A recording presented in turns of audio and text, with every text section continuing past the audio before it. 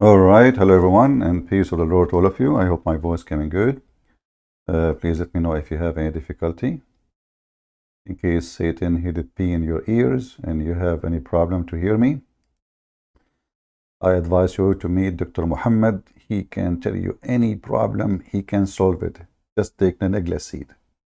The negla seed problem, can solve any problem. Me, myself, I have some health problems sometimes.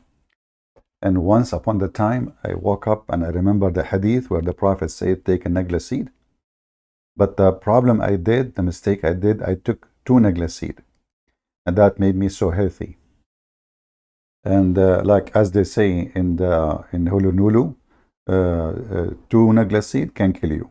You know, Prophet Muhammad did not say take two negla seed. He says take negla seed. So it was my mistake, not listening carefully for the Prophet advice. So I took two negla seed. So we have to admit our mistakes. Okay. Now we know that the Muhammadan they were burning churches in Pakistan, and that's it. We are afraid now, and we will not, insult Prophet Muhammad, peace be upon him. And I promised that Pakistani terrorist, I'm going to insult Muhammad for you as much as you misbehave, sorry. Because a behaving Pakistani Muslim is a person who burn churches. A misbehaving is someone who don't burn churches. So as long you are behaving as a good Muslim, we are going to insult your prophet. I will put the word Pakistan in my title wherever I go. So today our topic is about Prophet Muhammad appear in Pakistan. How we know that Prophet Muhammad appear in Pakistan? As an example, until now in Pakistan you cannot find one street is clean. What is the reason for not a single clean street, even in the heart of the capital? People piss on the wall because Prophet Muhammad appear everywhere. He piss in the wall too. Yesterday, we have a Muhammadan from Pakistan. He said to me he is going to do something to me, like he will do boom boom. And that is additional proof that Pakistan is full, and the Prophet Muhammad, he was there from the beginning. If we go in the hadith, we will find Muhammad when he was pissing in the road, because we don't understand tradition in Pakistan, where this tradition is coming from. People piss in the street,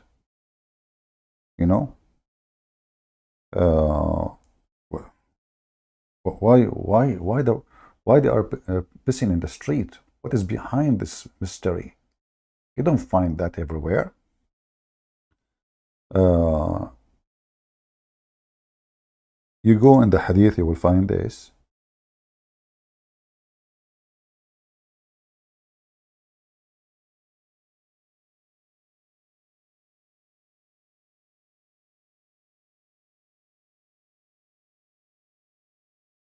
You will see the following hadith, which Muslim, they are saying it's very amazing.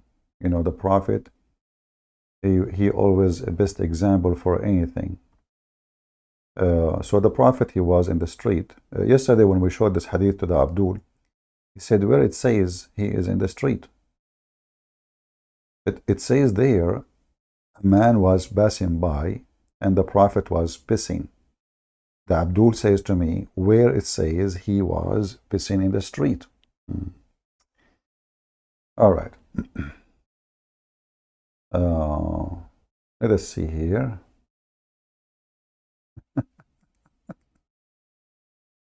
The Muslims, when they want, like where it says pissing in the street, where it says the word street, a man passing by. Do men pass by inside your bedroom, inside your bathroom? No, you have to show me where it says in the street. Otherwise, it doesn't say that, CP. All right. Let us put the hadith for you so we can see why Prophet Muhammad, obviously, he was born in Pakistan.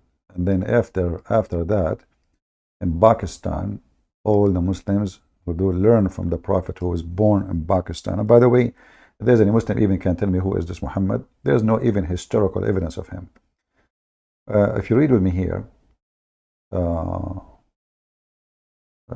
that this win, that's one. Okay. Um, where is the hadith? Where is the hadith? Let us see. Sometimes this website, like you search for something, it shows you everything except what you're looking for. So we need to change the sentence in the search engine. Let us change it.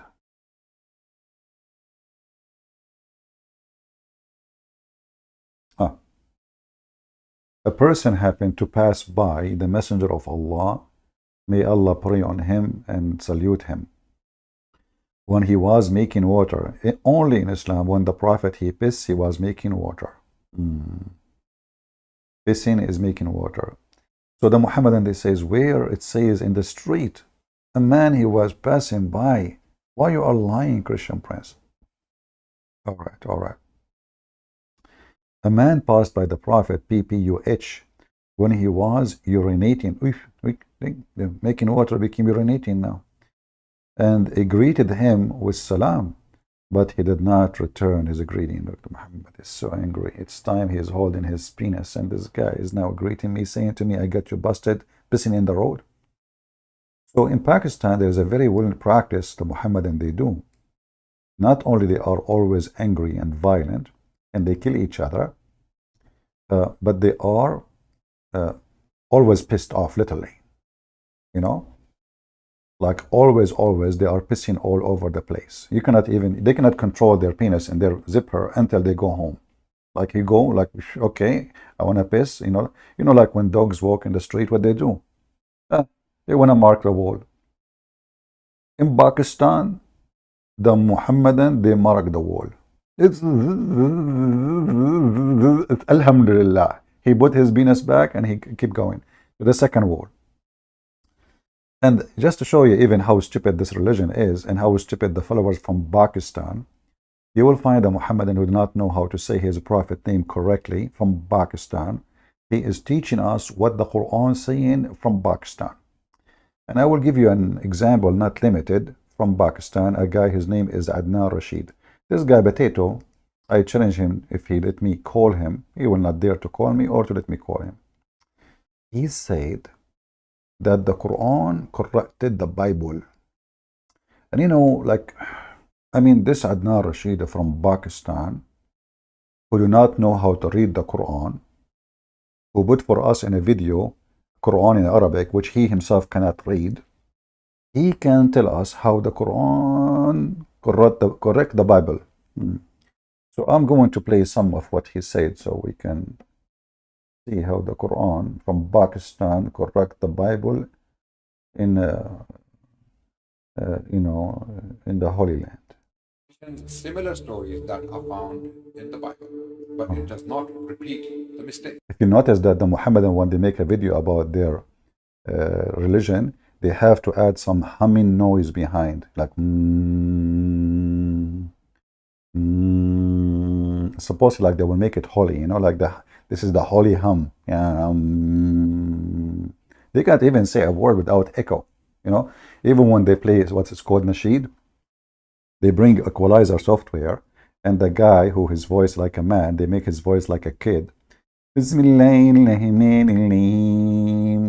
then the equalizer is working, and then suddenly the sound became so like thin, and the Abdul like Allahu Akbar, how beautiful it is.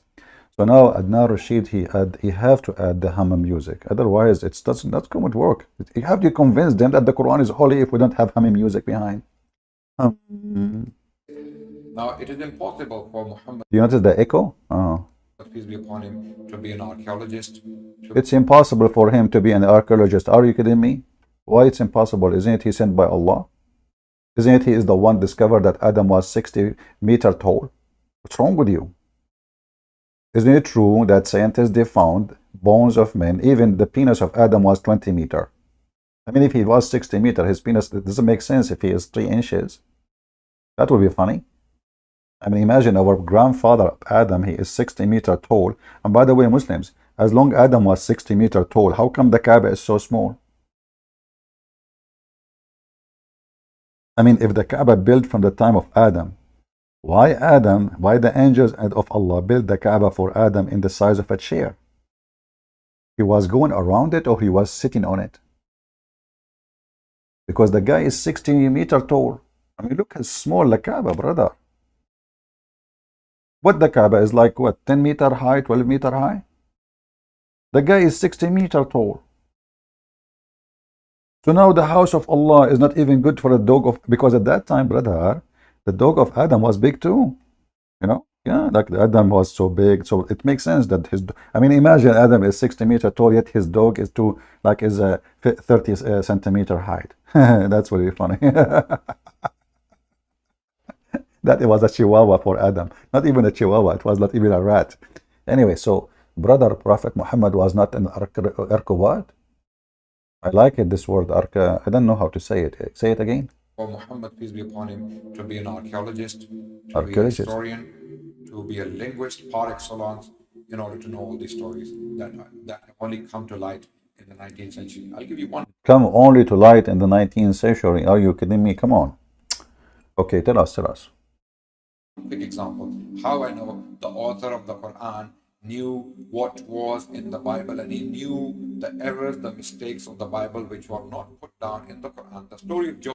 The funny is that the Muhammadan from Pakistan, they say that the Quran correcting the Bible when the Quran approved the Bible. If we go to the stupid book of Muhammad, the yellow pages, you will find the Quran keeps saying confirming what is with them, confirming what is with them, confirming what is with them. You hear a Muslim from Pakistan, he said to you, correcting what is with them, correcting what, like Abdul. In the Quran it says confirming what is with them. You, Abdul from Pakistan, you say correcting what is with them. What the heck? Okay, I'm going to type the word musaddiqan. So the Quran, look at this, unbelievable. وآمنوا بما أنزلت مصدقا لما معكم. Okay. Believe in what I revealed, confirming what is with you. Okay. So, but he's correcting what was with them. Okay, chapter 2, verse number 89. All right. Pakistani Muslim, I'm listening. Guys, can you read the whole text or you don't read it all? Let me be sure you can read it all more clear. So the Quran, the chapter of the Hindu. I mean, you said a Pakistani Muslim. Open the chapter of the Hindu. He don't know what I'm talking about. I mean, isn't it? This is the biggest cow chapter in the Quran. You Muslims are really weird. I mean, you have a zoo in your cow chapter, spider chapter, animal chapter. What the heck? Elephant chapter, even furniture, chair chapter, table chapter. Oh, anyway, what is missing is the bedroom one. So, and when scriptures came to them from Allah, confirming what they have. But the Muslims are saying the Quran correct what we have. So the Muslims, really, the Quran is a book of an inspiration. And by the way, if you don't like this translation, we can translate, give you a different translation. What translation you like? You like a Pakistani translator? Let me search for Pakistani translator. Hold on. I think Yusuf Ali is a Pakistani translator. Aman Rabbi Aman. This man coming from Pakistan. So Pakistani translator Muhammad Yusuf Ali, he says, and when there come to them a book from Allah, confirming what is with them. So Adnan Rashid, he says, correcting what is with them. Allah says, confirming what is with them. I mean, have you ever heard of Abdul is not a stupid? Have you ever heard of Abdul from Pakistan? He is not a drunk, making fun of his Quran. How the Quran says, by the way, this is the correct way to say it, not Pakistan, like in English, you know, that's funny. It is Pakistan, okay? All right? So in Pakistan, we have a person, his name is Adnan. I bet you he do not even know what Adnan means. This is an Arabic name. Anyway, pagan, the Arab controlled them and they changed their names. So in Pakistan, they say to you that the Quran correct the Bible. Muhammad in Mecca, he says, the Quran confirmed the Bible. And that generates some kind of confusion. And that confusion is very normal thing to happen. However, we can fix any confusion you have. Simply, you do this. First of all, when you pee, you shake your penis 3 times. And you pee in the street and be sure women and children, they are watching. After that, you dry your hands on the floor on the wall. What that will do? According to scientists from Honolulu, when you rub your hands after holding your penis with the wall, okay, and the ground have a mineral. It's called Alhamdulillah. Those mineral in the hold on, let's find the hadith.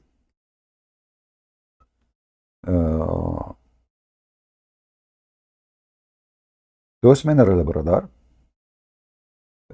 after you piss, they touch your hand and they cleanse your hand. It's like a subhanallah. It's like an automatic cleansing mechanism. Say takbir, please. Say takbir.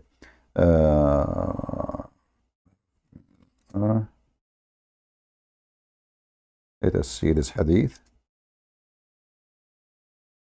I mean, who can do that? Think about it. The Prophet was not an archaeological, yeah, but he was, yeah, something else. All right.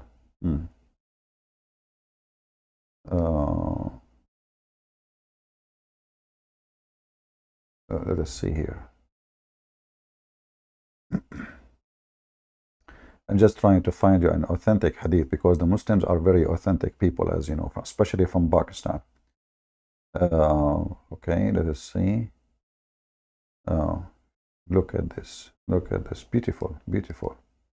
I want to do that sometime, but not in my house. Maybe if I visit somebody. So I can leave some memory in their wall. Look at this. The Prophet, the Muslim, they say bath. He just washes, supposedly, from janaba. He was having orgasm.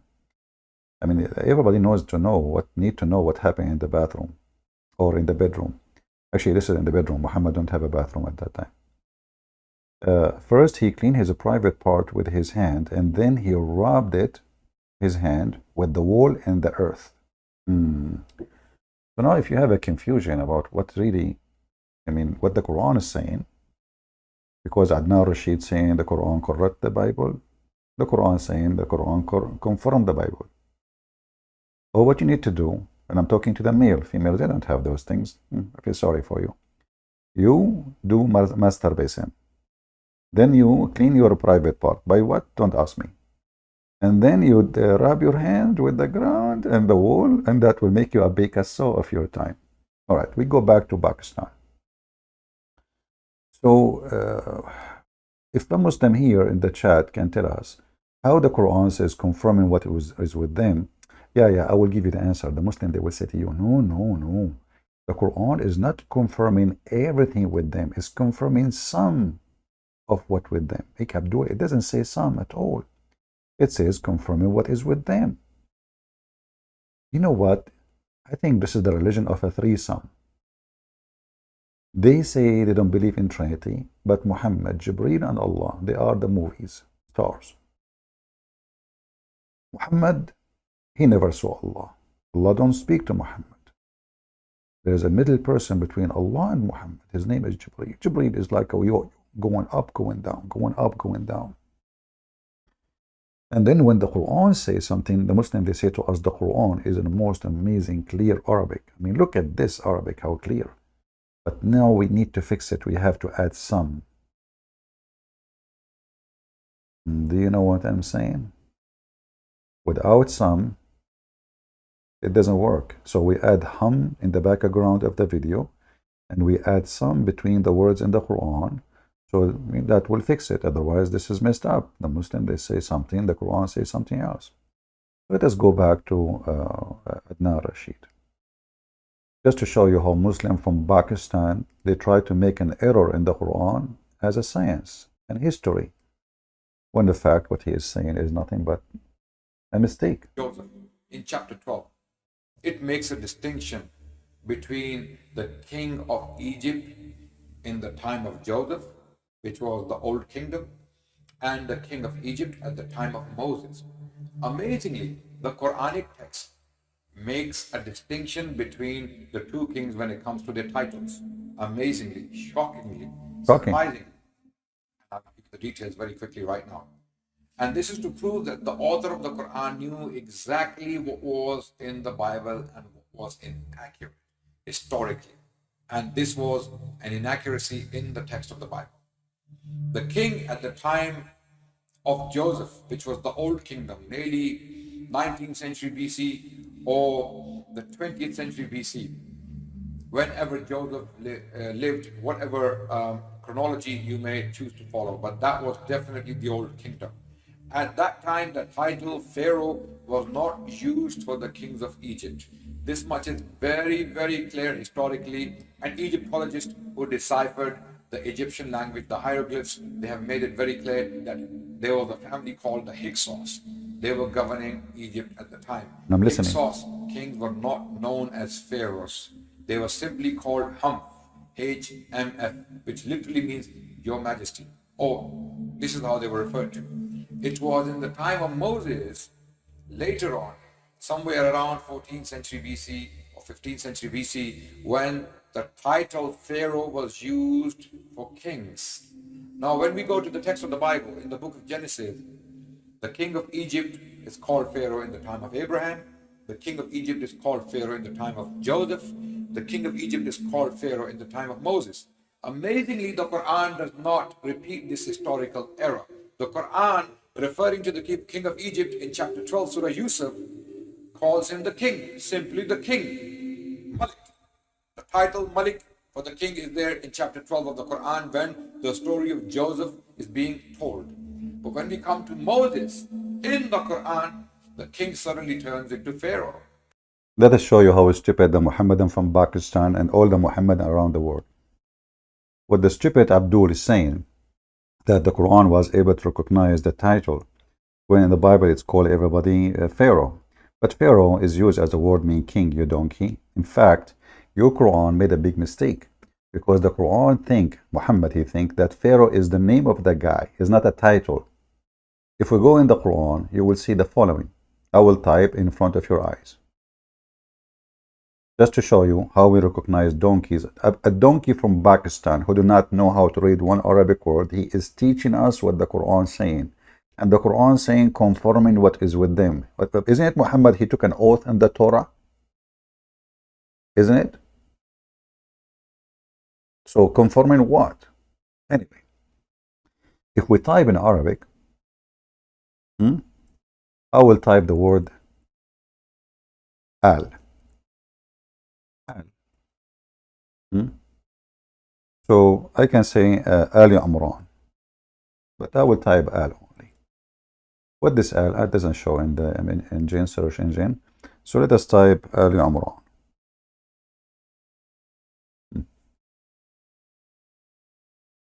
You will notice in the stupid Quran, Muhammad, he used an Aramaic word which means al, which is as a family.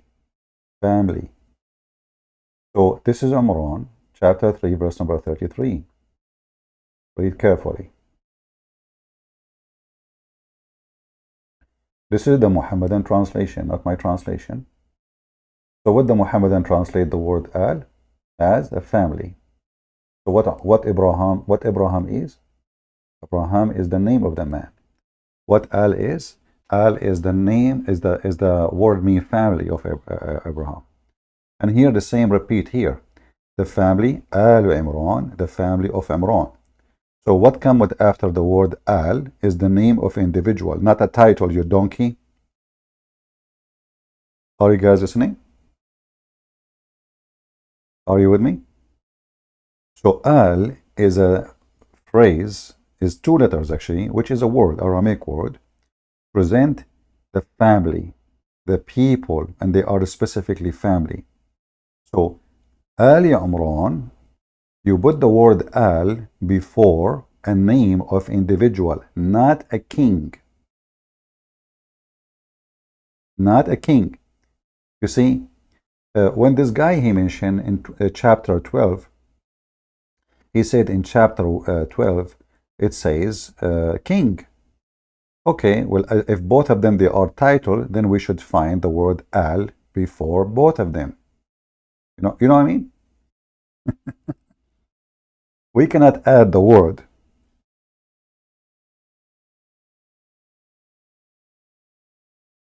Here, you see, and the وقال الملك, and the king he said. All right.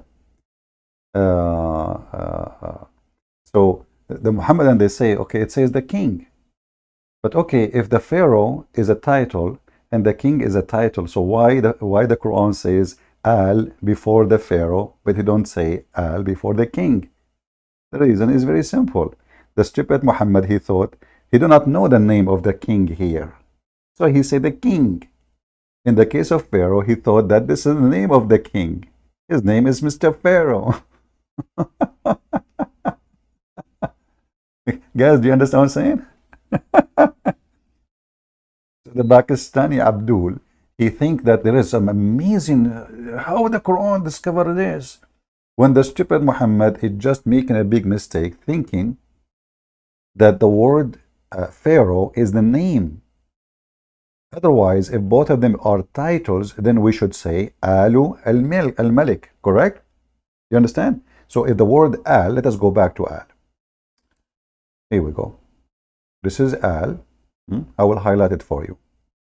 The word al repeated twice in this phrase, in this sentence. Here we go. It's just 2 letters. Let me zoom in. You can take a screenshot. So you find that the word al appear only in the front of an individual name, no title ever in the Quran. Al separated by itself is a word by itself, not 2 letters. Mean specifically family of. So when you say al-Pharaoh, al-Faraun, Ali, you can say al-Faraun as a part of the word, but he said Ali Faraun. He didn't say the Pharaoh, he said Ali Faraun. Faraun is a name.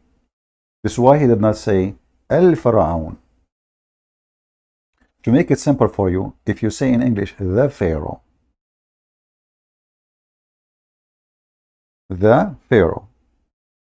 but in Arabic, if you say Al Faraun, you are speaking about a specific one. When you say Pharaoh in Arabic, you are speaking about Pharaoh. This is the name of a person. How we know it's a name? It's confirmed by the word al before it. And the same goes for Abraham.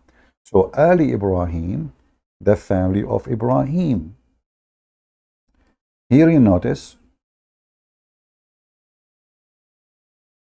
family of Amran, family of Ibrahim. By the way, the Muslims don't have Abraham. They have actually one place where it says Abraham, but then they took it off from the Quran. Maybe we should make a video about it. Then if we go and search more, let us search for Ali, Ali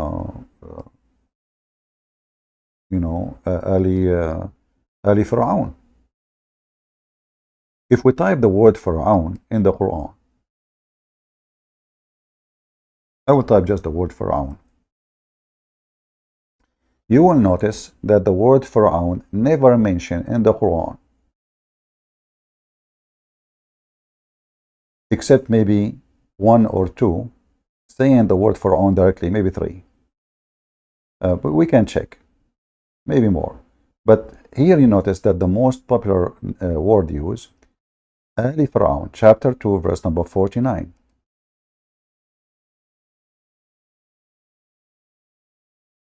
Do you see? You don't say people of a king.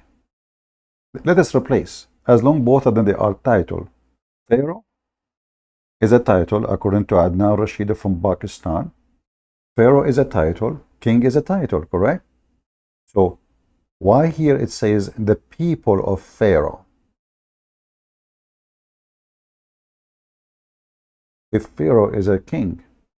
What the heck is that? People of Pharaoh? Who are they, those? Then we continue. In the verse after it says, and recall when parted the sea for you, and we saved you, and we drowned the people of Pharaoh again. Not the people of the Pharaoh, people of a person, his name is Pharaoh. Let us go to the Quran more and see the word al appear more. What about we see Ali Musa? Musa is an individual. Here we see, you see when the Quran speaks about Musa here, in those verses in front of us, it says Musa directly. Why? Because Musa is a name of a person. But here in chapter 2, verse 48, it says Ali Musa wa Ali Harun. Read with me. Ali Musa's, here we go, family of Musa's. So when you say the word al, you mean people as a family of, and then you put the name of the individual.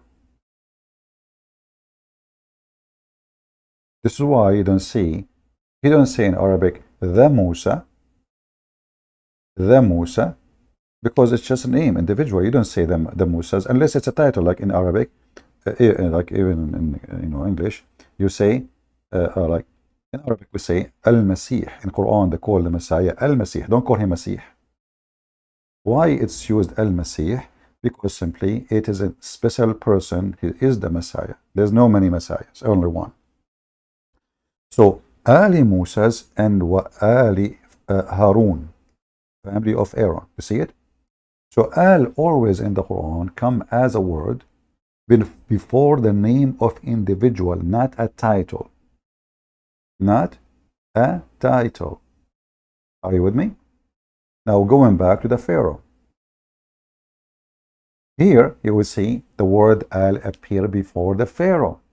So the word al appear before Abraham, before Moses, before Aaron, before Abraham, before everybody. Al appear before the Pharaoh. Doesn't say the Pharaoh, it says Ali Pharaoh. Family of Pharaoh. And this is the Muslim translation as it is. We are not touching it, as you see. And this verse here, 50, chapter 2, verse 50, and chapter 2, verse number 49. So the stupid Adnan Rashid, who don't dare to take a call from me because he knew he would make a pee in his pants, the same as the Pakistani government, they keep sending an email to YouTube to ban my videos. I made them make pee in their pan, even though they claim that they have a nuclear weapon. Hey, Pakistan, why you don't bomb your USA, man? You have a nuke, buddy. Do it, just do it. We are insulting Allah Prophet. How come you want to burn a church of a poor people in Pakistan? Shouldn't you burn America, you coward son of Mut'ah? So here you notice what? You notice the Quran actually making a big mistake. The Muslim, they make it a miracle. Every stupid mistake in the Quran, in the hand of Pakistani Muslim, it turned to be a miracle. You cannot see the text. Why you cannot see the text? I mean, Pharaoh is in the middle. You want to see the whole thing? You just open the verse, Okay, here we go. I will make you happy. Are you happy now? All right, now you are happy. I'm happy too. Are you happy? Who's happy? So now it says, and recall what parted the sea for you. Now, how we can get them more busted? Anyone knows how?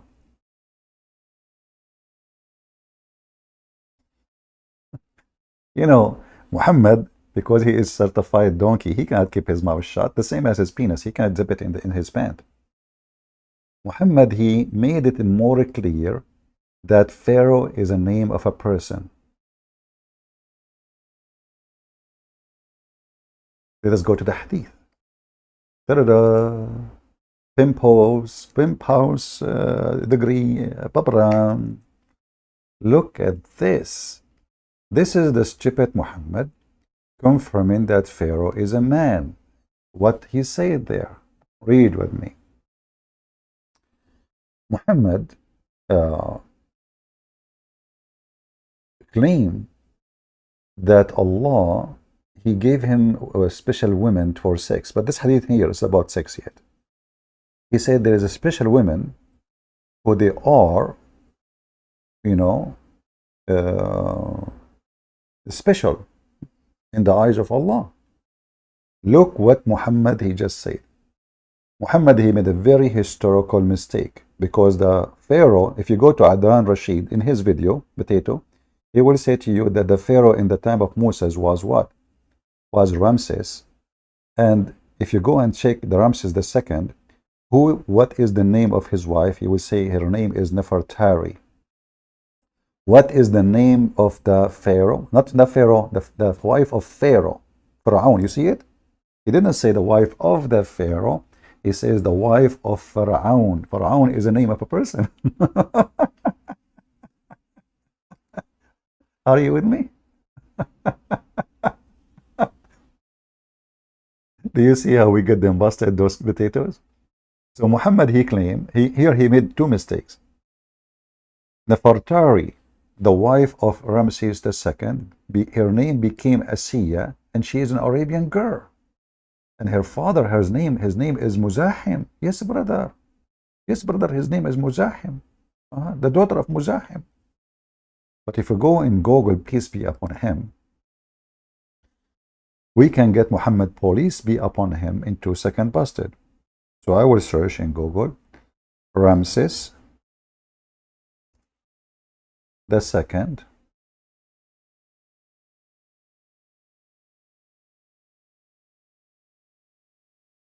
wife. Let us see what Google, peace be upon him, will say. Uh-oh. Muhammad, you got busted. You got mail. This is Google. And you can search any website, doesn't matter really. The name of the wife of Ramses II is Nefertari.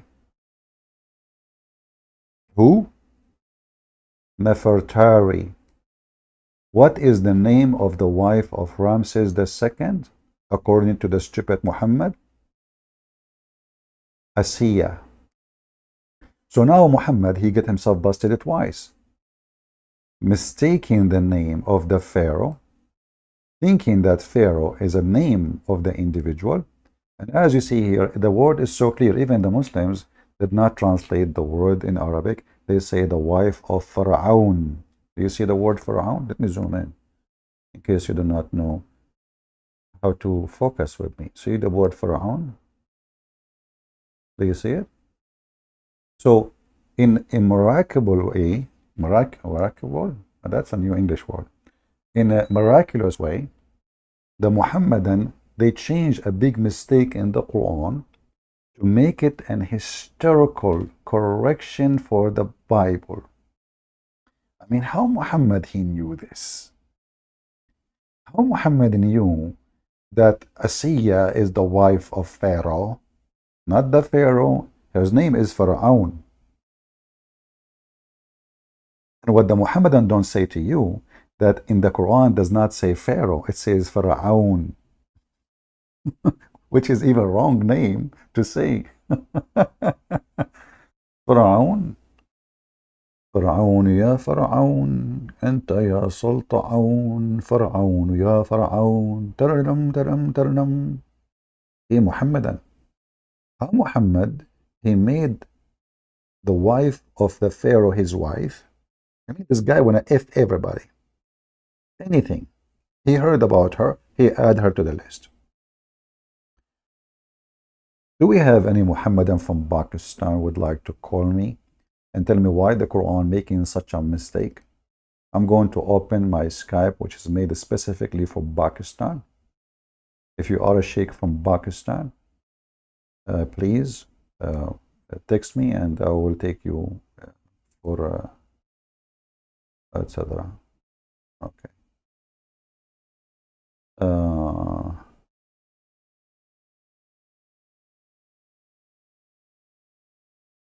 all right. Do we have any Muhammadan from Pakistan? He want to tell us how Muhammad he come with such a stupid, claiming that this is from his God, thinking that Fir'aun is a person name, not a title, and thinking that the wife of Ramses II. Why he did not say Ramses? I mean, what this drama is about? As long as Muhammad he knew the architectural whatever word, just say Ramses, man. Why Allah did not say Ramses II? That would be good. That would be sufficient. So do you see any how we laugh at the Muhammad and why we laugh at Muhammad? Historical, Muhammad he correct the Bible, the Quran confirmed the Bible. The Abdul from Pakistan, they say the Quran correct the Bible. Which one we should follow? Harut and Marut saying nobody is perfect. Harut or Marut, are you kidding me, man? Listen, Harut, I don't like to go in argument with you because you are Harut and Marut. Are you both together in the same bedroom now? Please behave yourself. According to your story, according to Muhammad and Harut and Marut, they decide to have sex with the star. Her name is Venus. She was so hot, man. I mean, her boobs. She have 7 boobs, you know. So according to the story, Allah he sent Harut and Marut to the earth, and he put them into test. When Harut and Marut they went to the ground, they found Venus. Oh boy. And guys, Venus is really Venus. Oof, she is so hot.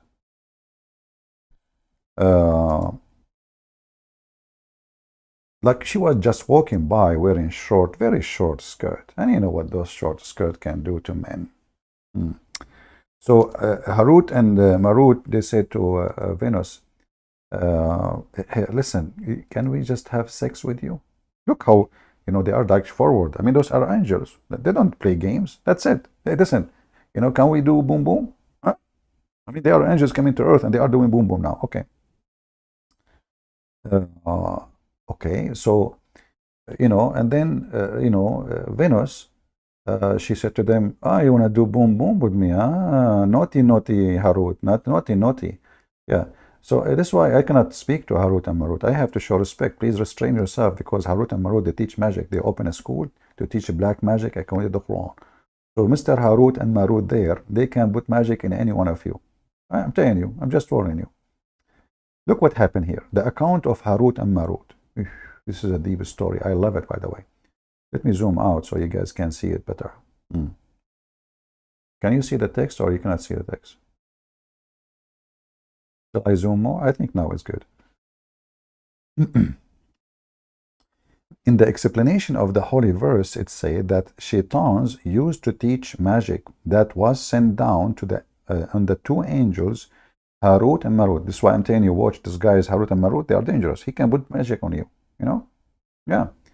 And where they came down, Harut and Marut? In the Babylon Tower. Makes sense. I mean, how you can come from Allah, sky, you go down in the Babylon Tower, Yeah. So they like, okay, in the Babylon Tower, all right. And okay, and then they get in and, they start opening school. And those 2, they taught men, they did not teach anyone magic until they make them sign a disclaimer, okay? And they said to them, surely we are a trial. Therefore, do not be a disbeliever. Even if the man learned from them those two magic by which they might cause separation between the man and the wife. And here you notice the wisdom of Allah. Allah, he said, man life is boring. Women life is boring. Let us make it more action. So he sent Harut and Marut. And what is the purpose of the black magic? Is to make the man and the wife fight. Subhanallah. Allah is all merciful, is all knowledgeable, and all wise. Hey Allah, why you want the man and the wife fight each other and get divorced? So now if you are divorced and you want to know who is behind it, It is Harut and Marut, which is sent by Allah to open a school of Harry Potter. And now those people, they are using the broom, you know.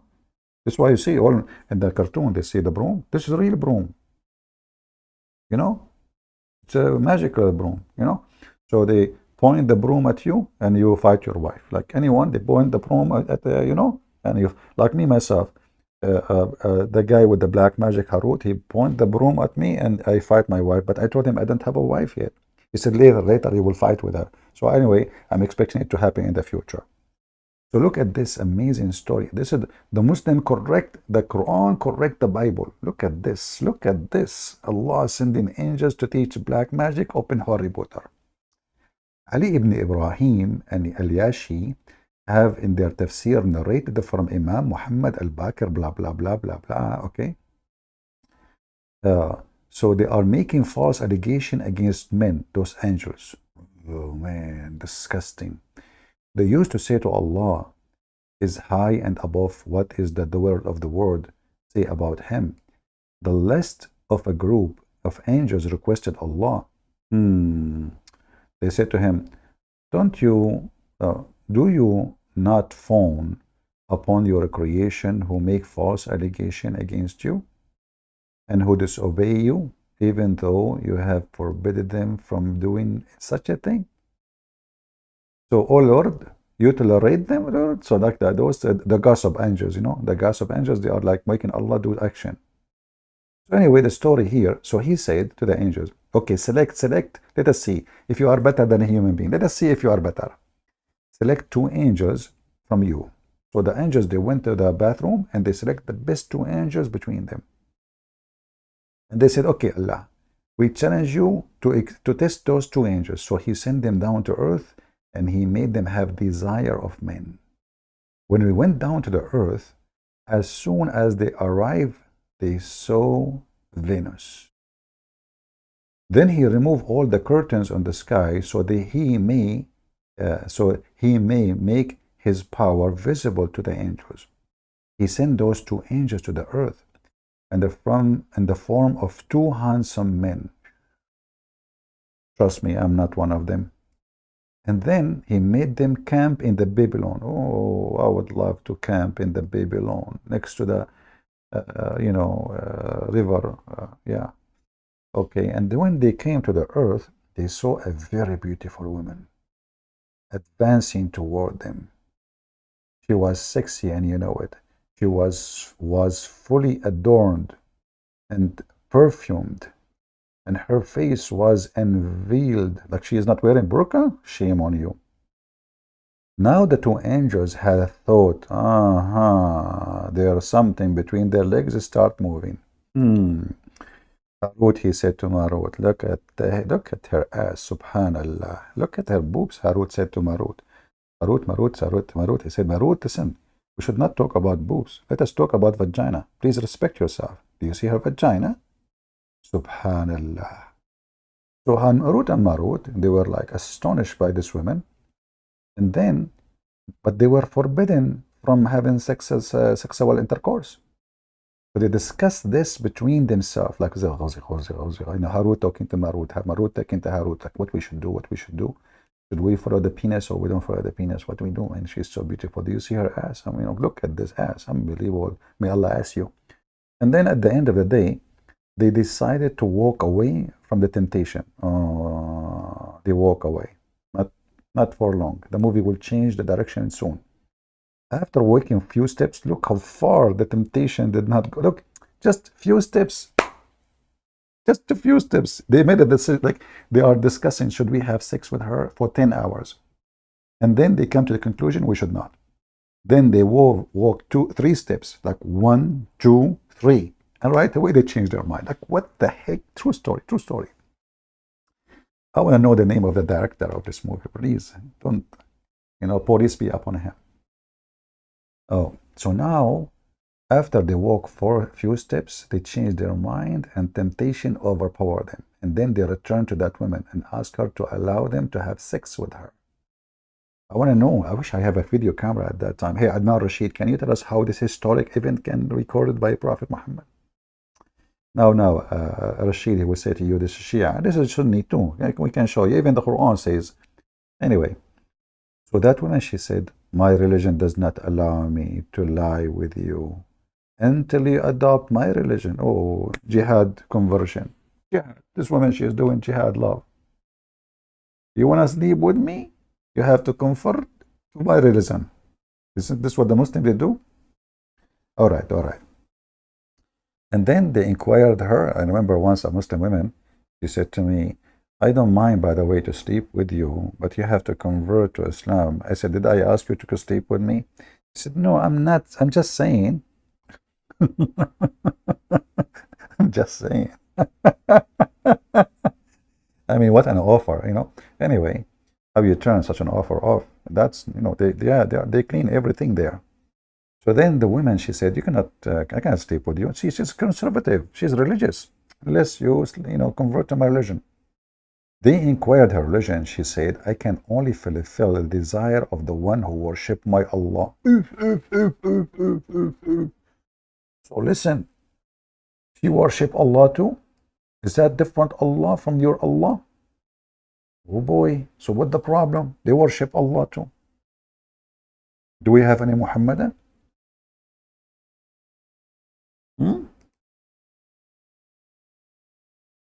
Do we have any Muhammadan here?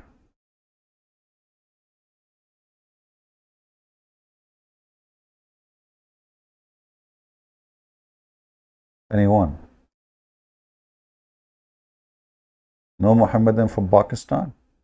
Okay, what from Afghanistan? What is it from Tolistan? Iranistan?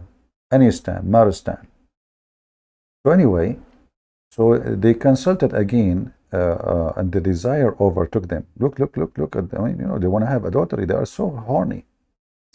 Sick angels. And then each time she asked them to do something, look, she made them drink wine.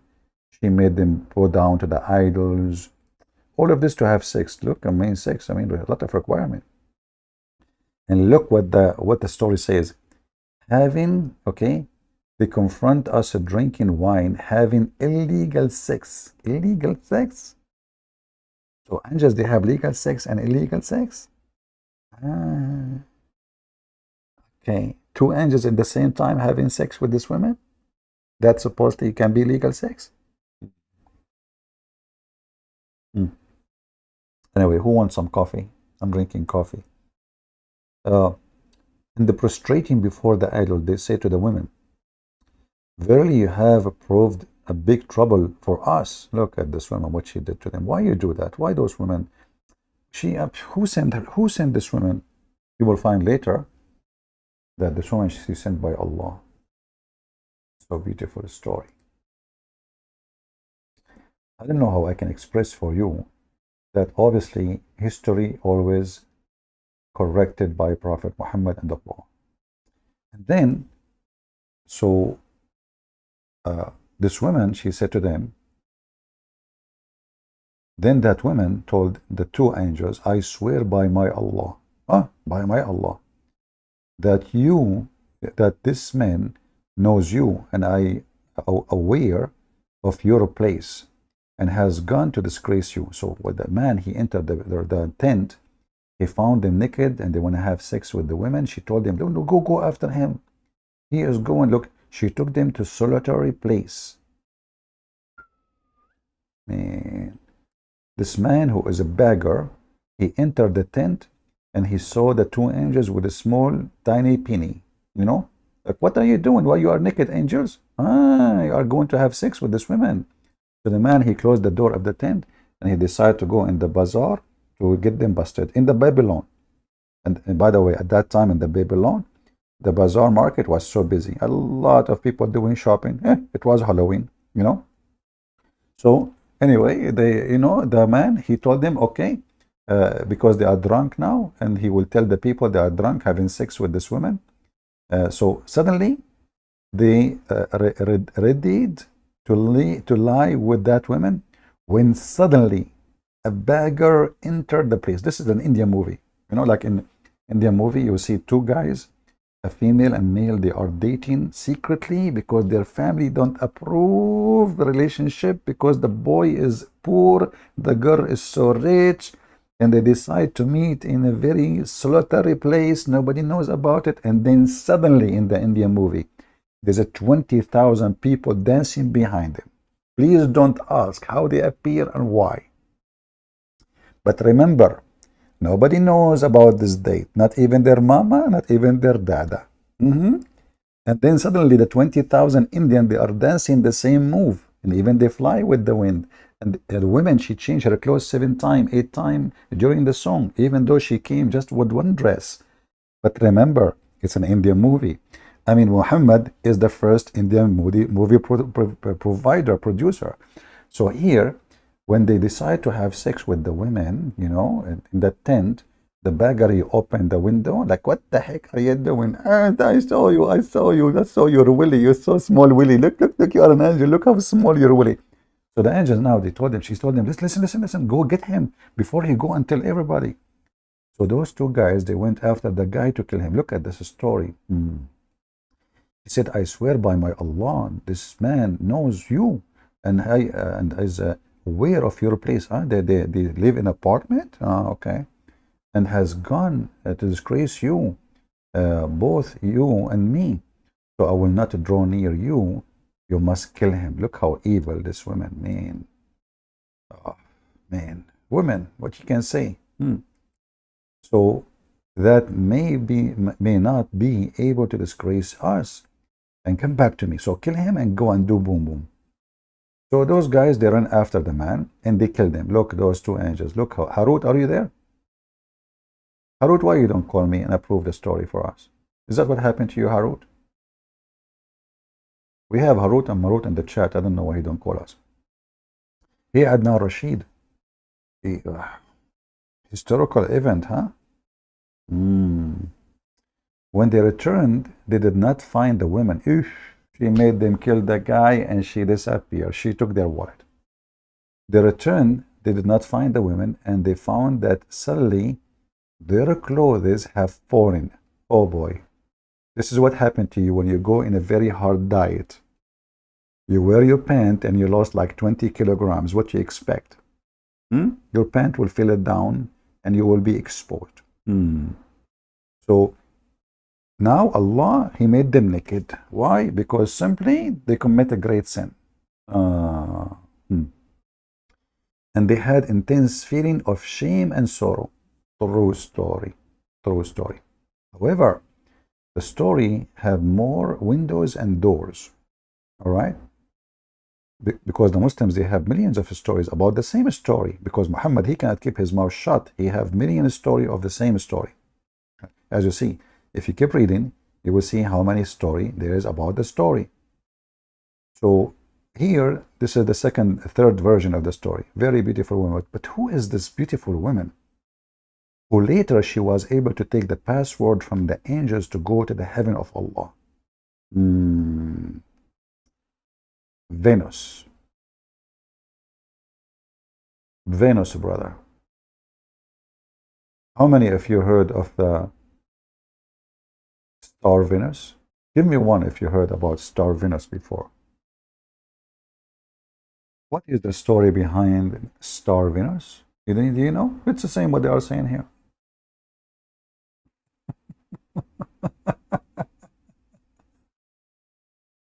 Muhammad, and they take stories from anywhere and they put it in their books. Guys, Venus, the Muslims, they're true that Venus is the one. And then Allah, after she took the password from the two angels, she went up to heaven. But Allah, He got the alarm system. You know, the Quran says, if he try to spy at him, Allah will shoot them with the star. You remember? Flaming fire. All right? So when this woman, she was able to get the password, yeah, Venus. What's wrong with you people? Show respect. You see, guys, don't insult Venus. I have to tell you, there is a relationship between me and Venus. All right? I mean, why you are rude? Here we go. It's in front of you. I did not make it up. Al-Kawa said, enlighten us about the red star that is Venus.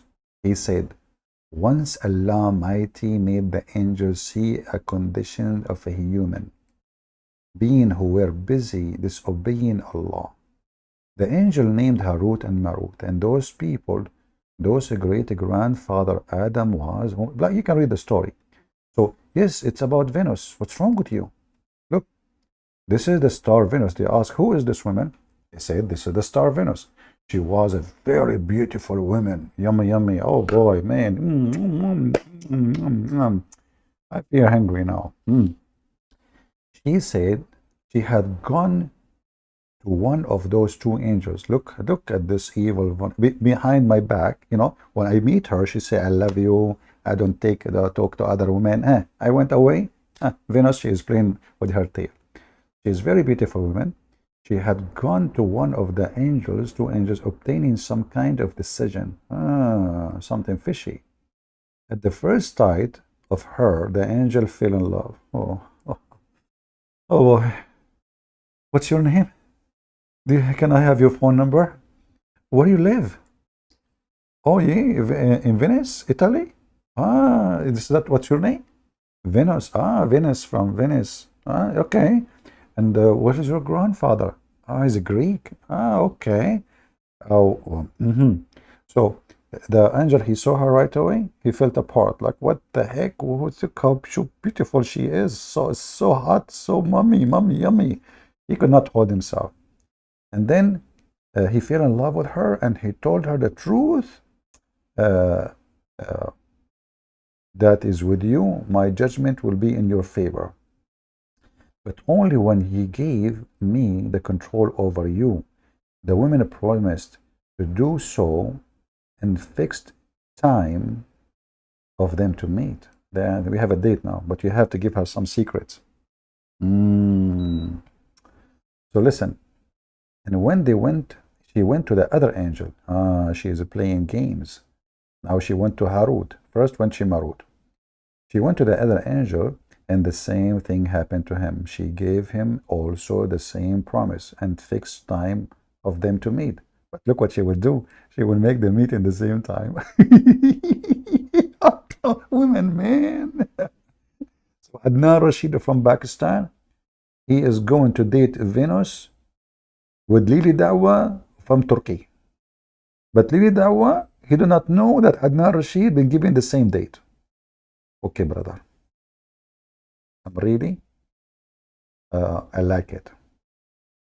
And then when both the angels reach the Venus, that appointed time, they saw each other, and now they felt like, what the heck? What are you doing here? He said, what are you doing here? No, I'm asking you, what are you doing here? So now both of them, they got busted. So she got them busted both in one, like, look how smart this woman is anyway. And then soon, decency went away from them.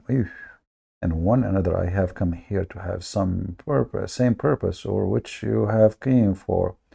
So both they asked the women to allow them to have sex with her. Look at that time. I mean, this is the angel of Allah want to have sex with the women at the same time. Okay. She made them prostrate before her idol and made them drink wine. Got a beggar killed by them, and then finally told them that she will not please, she is decent, she will not be pleased with them until they teach her the way of going up to heaven. Look at this, brother. I mean, look at this. Look at this. Now, those angels having sex, don't want to have sex. They are desperate. They will do anything. So now she said to them, okay, you want to do boom boom? Huh, honey? Okay, look at those legs. Look how beautiful. Look at the breast. Look at the breast. Da-da-da-da, da-da-da-da. Boing, boing, boing, boing. She starts shaking them. And those angels, they lost their mind. So she said, if you want to play with them, you have to tell me the secret to go to heaven. Which makes sense. I mean, everything have a price. Hello? Now those two angels, they used to decide people dispute during their day and go up to heaven at night. Oh, so they are working in the earth, and they decide between people, but at night they go up to heaven. Oh, like boom, boom, like going up, down, go down. They refused to teach the women how to go to heaven, and in return, she did not fulfill their desire. At least the angels agreed. The angels, they could not take it for long, man. I mean, they cannot keep their penises in their zipper. They agreed at least to wish, last wish to the women, and also taught her how to go up to heaven. Oh no, oh no, oh boy, big mistake, big mistake. Can somebody call Adnan Rashid from Pakistan? In order to experiment, she uttered the words taught by them, and at once she reached the heaven while the two stood wide-eyed open. Look at this. She said the word like Harut, Marut, Shankabut, Karkabut, right away in 2 seconds. This woman, Venus, she went up to heaven. The angels, they were looking how fast. She altered the word she just taught by them. In less than a second, man. What are you talking? There's no second. It's so fast, like a blink of an eye. She is up in heaven. And then Allah, look, Allah is watching, brother. Then Allah turned the women into the form of a star. And now we told you the historical, archaeological history behind Venus. Adnan Rashid, are you there? So your stupid prophet, he thinks Pharaoh is a name of a person. You make it history correction. Your stupid prophet, he thinks that the Pharaoh is a person and his wife is Asiya, when the wife of Pharaoh, the Ramses II, is Nefertari. And those, Abdul, they say to you, the Quran correct the Bible. Brother, how the Quran knew that?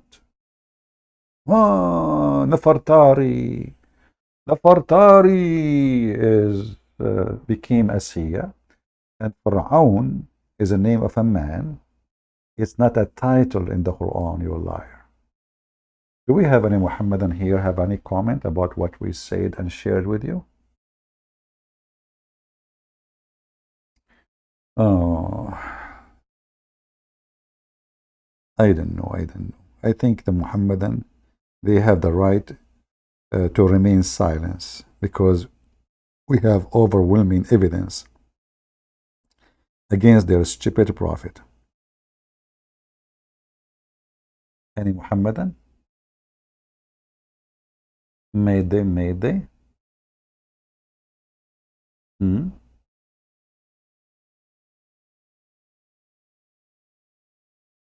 Not even one Muhammadan? Nobody have a comment? So do you see how you Muslims lie about your religion and your book? And do you see why we are the Arab Christians? You know, by the way, Arab Christian doesn't mean people they are Arab. You know, I mean, Arab is not even ethnic. I mentioned that many times, right? Arab is not even a group of people. Arab is a word of anyone who live in the desert. Have nothing to do with ethnic group. But just a correction for what people says to you. Do we have any Abdul want to say anything?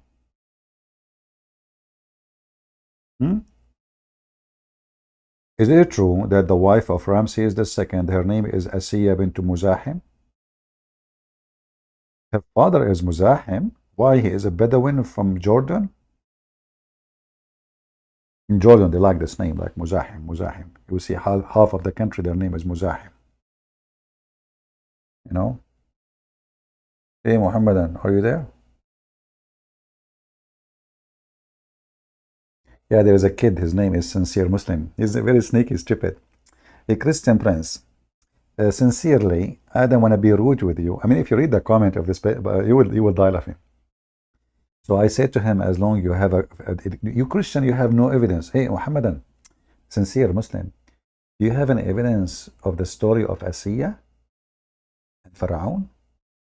Do you have an evidence that the black dog is the devil?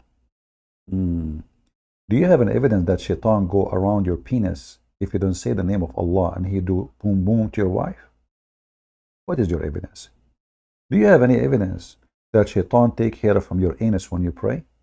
I mean, come on, this is easy. All what you need to do, put a camera behind your anus when you are praying and record with a slow motion and post it on YouTube. By the way, we do not need to see the the hand of the devil because he's invisible. We understand.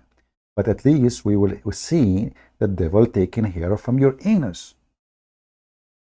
Hello? So you zoom in your anus with the camera. I mean, otherwise Muhammad is lying. Who is a Muslim, by the way, can prove to us that Shaitan take hair from his anus when he pray until he fart? This is very easy. We do not need to go to the moon, to the sun. We do not need laboratory. And these days, everybody have a phone. Use your phone. Where are you going? Somebody saying good night. We just talk about the hair in the anus. You go. This is an interesting topic. How any person he leave such an important topic? The Muslim Abdul is under the conspiracy of playing with his anus. You see, the whole world making conspiracy against Abdul. Even their anus is not left alone. I mean, they are victimized, sodomite. Shaitan is sodomiting them. Do you know that Muhammadan is not allowed to sleep in his belly? Who is a Muslim can tell us why? Huh? Why it is not lawful for a Muslim to sleep in his belly? Is it true Shaitan would do boom boom to you? Muhammadan?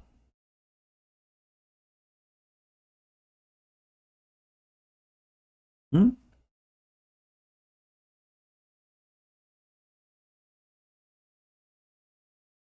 Hmm.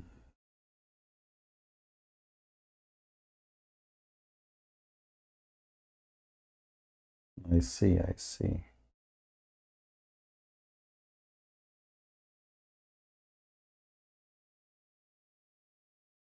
Mm-hmm.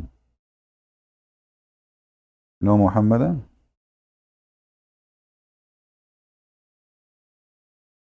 I know, I have a strong feeling that there's a lot of Muhammadan here, but they are because they are so proud of their prophet. They're so proud. I mean, so what they can say? I mean, the prophet, he must have a good reason not to sleep on your stomach. Hmm? Hmm. Any Muhammadan? Is it true that the one who sleep on their stomach are the people of hellfire? What the heck?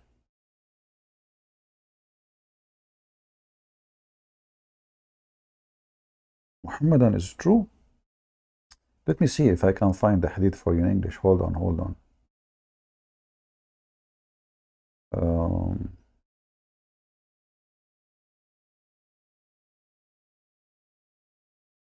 Let us see this one.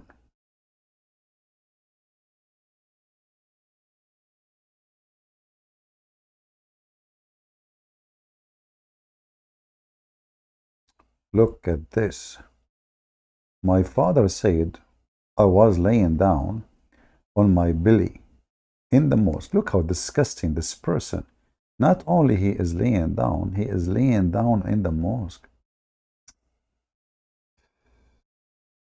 Sometimes people do crazy stuff. I don't know. I don't know really how stupid a human being can be.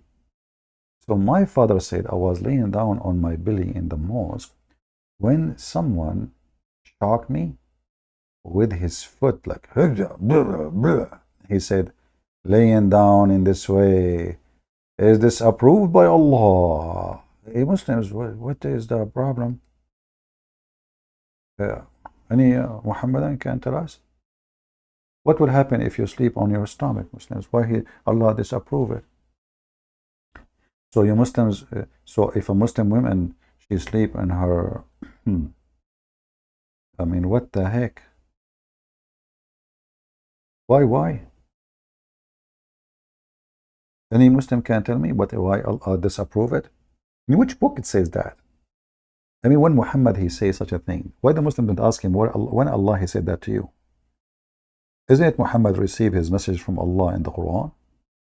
Where in the Quran it says that Allah disapprove you sleeping on your belly? Any Muhammadan? So there is tons of stories, like they are fantastic stories. And obviously the Prophet Muhammad, he have his, all of this is superstition, you know. In different hadith, actually, Muhammad, he said that this is how people of fire, they sleep. And he meant, like, if you want people to do boom boom to you, okay, you sleep in your belly. Obviously, Muhammad, he was a decent man. He is not filthy minded. Look at this one. The Prophet SAW passed by me, and I was lying on my stomach.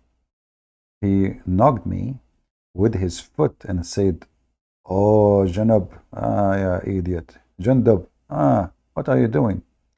This is how people of hellfire lie." Okay, hold on, Abdul.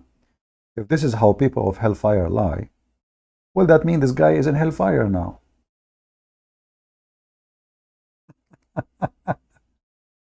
This is the campaign of the Prophet. The Muslims in Pakistan, aren't you enjoying burning the churches in Pakistan? I will put Pakistan in every video of mine. Just wait for it. Who is a Muhammadan who did not sleep in his lifetime on his belly? Any Muslim who can call me and he swear by the foot of Allah or the shin of Allah that he never slept on his belly. Now I know where the name in America, Billy, is coming from. Yeah, should we arrest a person who sleep in his belly? If there is any law in the Pakistani government law says belly sleeping is haram? In Mars, you don't believe in that? Oh, in Mars you can sleep in your belly? Oh, good for you. Well, in Pakistan you cannot. If you sleep in your belly in Pakistan, you are from people of hellfire, and the Muslims will burn your house. And I bet you every Abdul in Pakistan, he sleep in his belly. Any Muhammadan?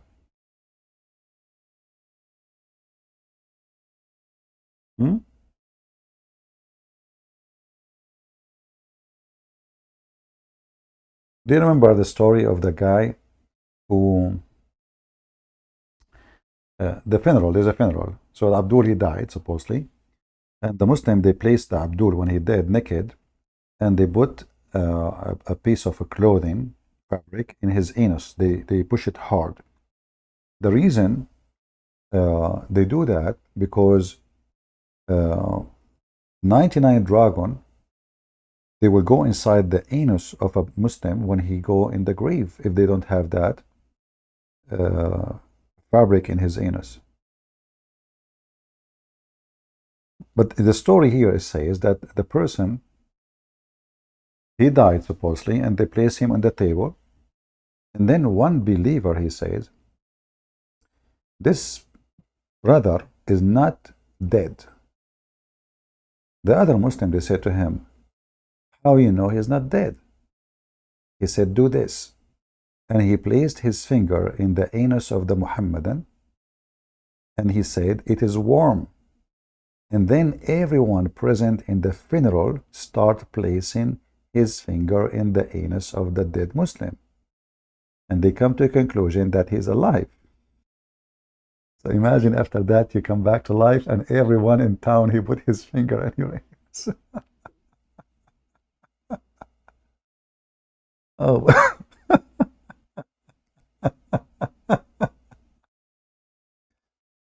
So brother, when the Muslims, they put their finger in the anus of the guy, did they put him in his belly? I mean, how they put their finger in his anus? Oh boy.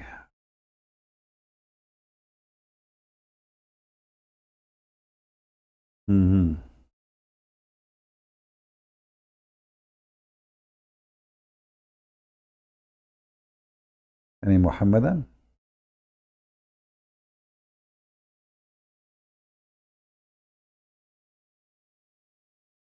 Today we are dry. There is no Muslims. I don't know why. But as you see, Islam is full of historical events, and all of them, they are recorded in history books, and they are really, really truthful. Really, really truthful.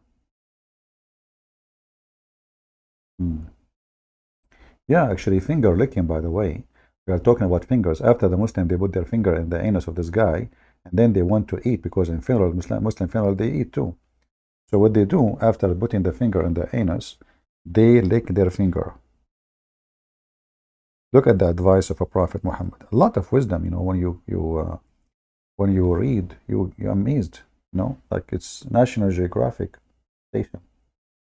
Ibn Abbas reported the Prophet saying, "When one of you eats, must not wipe his hand till he lick it, or give it to someone else to lick it." If that's so good. Listen, listen, listen. Here you notice the Prophet wisdom. Why? He claimed that there is some kind of a blessing in those licking. What do you think of the MBS making Saudi Arabia more modern and away from Wahhabism? Well, my friend, this guy, he came in a time where the people, they are spending their summer every year somewhere, drinking whiskey and wine. So the country is already, the religious, let us say, standard collapsed long time ago. The money of Saudi Arabia was able to keep the religious standard in the appearance, but behind the scene is collapsed long time ago. He's not doing anything. In Saudi Arabia, people, they take drugs. I mean, just search right now how many people die every year from drinking perfume. You drink perfume. So he did not do anything really. He just understood the situation, and in order to preserve their place as a royal family, who they are not royal, they have to move on. Otherwise, he will collapse. And he is not making the country moderate, In fact, Saudi Arabia, nothing changed in it. Yeah, I mean, women, they can go without hijab now. People, they can dance. There's nightclubs. There's, yeah, this is just speeding things up. But things is messed up long time ago in the country. But the most important thing is, ethic is zero in this country.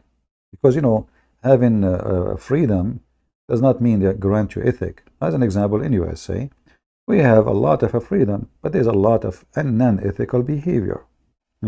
Thieves, shoplifting, all kind of garbage. But in Saudi Arabia, they claim to be very religious. And so in the appearance, everyone say, inshallah, each time he say any word.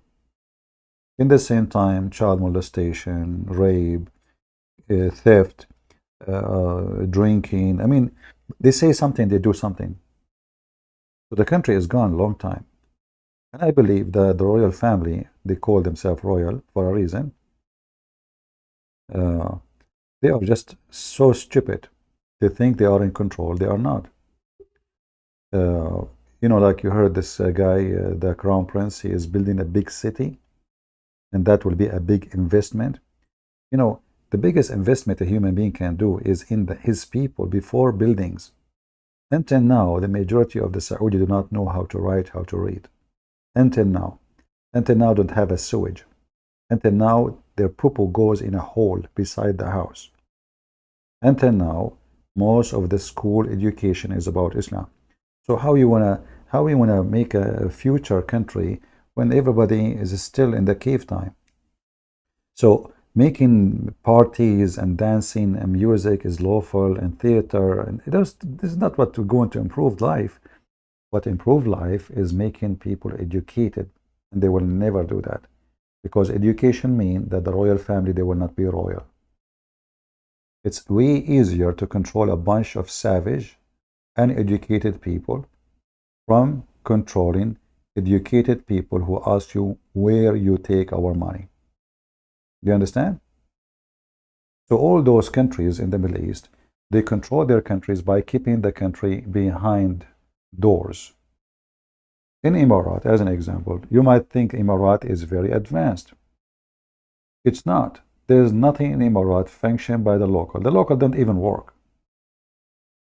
This country can collapse in 2 minutes. If some war happened between Iran and somebody, like what happened just a few years ago, the whole country will be empty. The whole system will collapse. Same as in Qatar, same as in Bahrain. Who is the one who fixed the electricity? A Filipino guy. Who is the one who cleaned the street? A Bangladesh guy. Who is the driver? I mean, even the driver, they cannot drive. So how countries can be built by such quality of people? To build a nation, start with education. Greeting from Austin, Texas. Welcome, my friend. I do not know how crazy this religion cult was until I started being watching your video 6 months ago. I found out about you when Prophet Lovi Elias. When what? I don't know what is that. Anyway. Welcome, my friend. Do we have any Muhammadan here? How many here from Pakistan? Do we have any Christian from Pakistan here? You don't have to say if you live in Pakistan, but if you are living abroad, you can give us one. Actually, when I went last time to do seminar in where? I went to Dallas. I was invited by a Pakistani Christian, very wonderful people. I visited him at home and visited his family. So I did seminar in their Pakistani church, and I did a seminar in a big, huge church, American church, huge one.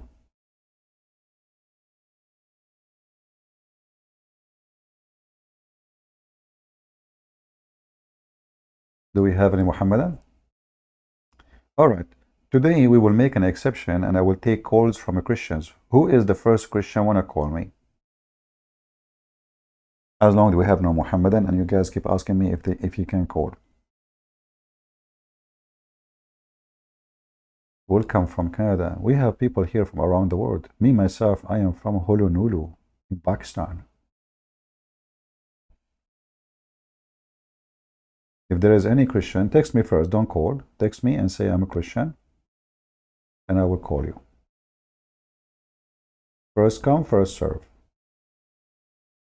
And don't ask me silly questions like, Christian Prince, how you look like. Once I made an interview, I will not say where. I was really, I don't know what to do. I mean, they start asking me question, Christian Prince, do you have a gray hair? That was the most silly interview I have in my life. Another person asking, Christian Prince, how tall are you? What the heck is that? Brother, I am 60 cubit tall, but sometime after I eat the cheese of Alice in the Wonderland, I shrink. Just to be honest with you. All right.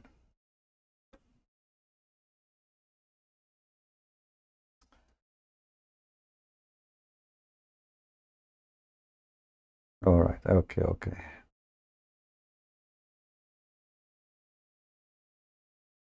You are from Mindanao? I've been in Mindanao. There is a lot of Muslims in Mindanao. I went actually there. There is a market. Like, I have a problem with the phone. They told me there they have like a phone repair. I went there. I found a lot of stores owned by Muslims, and most of them, the one who is in charge is a Muslim homosexual. They call them lady boys. You will see the guy, he have long hair, talking like a girl. Hello, hey sir, how are you doing? How I can help you? I'm like, what the heck? So I took my myself and I escaped the scene before something, like before somebody record me going there. Like, a Christian Prince going to the mall of the Abdul lady boys. And the funny is, you will see the lady boy sitting next to him, there's a woman wearing hijab. Look how conservative they are.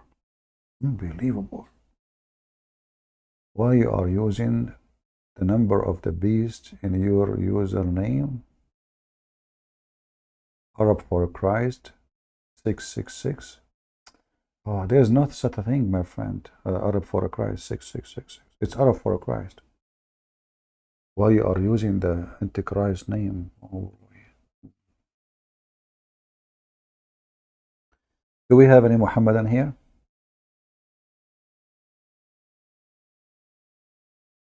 Until now, see, I told you. When I say who and a Christian when I call, nobody texts me. If I'm not saying Christian can call, they will say, can I text you? Can I call you? Christian friends, can I talk to you? Now we say Christians can call.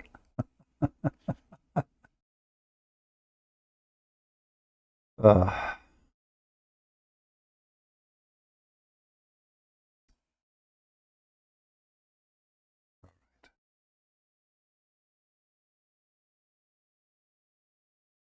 do we have any Muhammadan?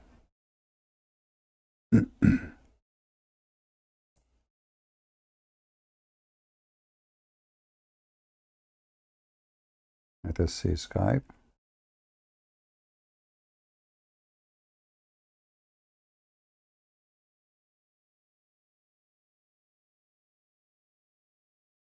The one who is saying why you use the number 466 in your name, you are a scumbag like your prophet. This is my account, Arab for Christ. Potato. I mean, you Muslims are very silly and stupid. You are the Antichrist. You are talking about Antichrist. Potato, sons of Muta. Anyway, how to debate with a Muslim if they are only defense saying English translation? No problem. Ask him what translation he agree with and hold him accountable for that translation. Then use it against him.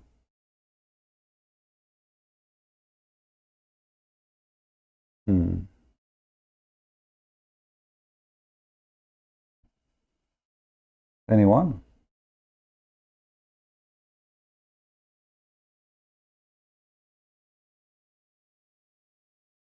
Ah, he's talking about the email there. Ah, okay. Well, this is this is like when you try to make an account, they give you options. All the options are taken. But this is not the name of the account. Anyway.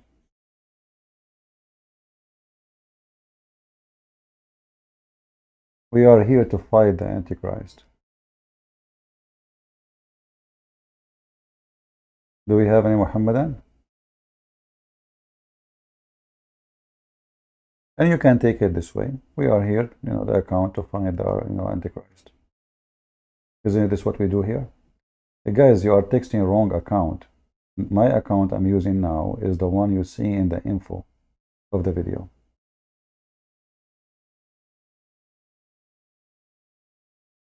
All right.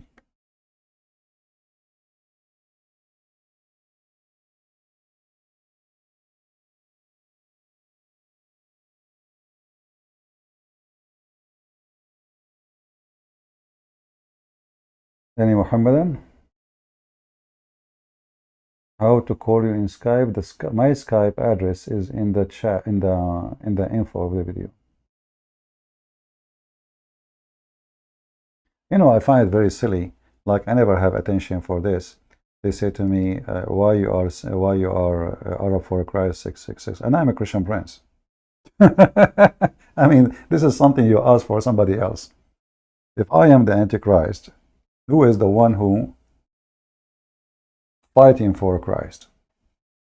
People are silly and stupid. Very silly. You texted me in the wrong Skype, obviously. My Skype, the one I'm using, is the one in the info of the video. Nothing else. The one I'm using right now. In the info. Tell us a story about Muhammad.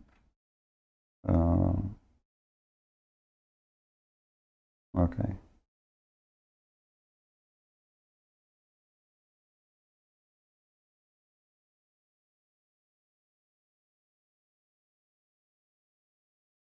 Pakistan are even giving me the threat for converting to Christianity.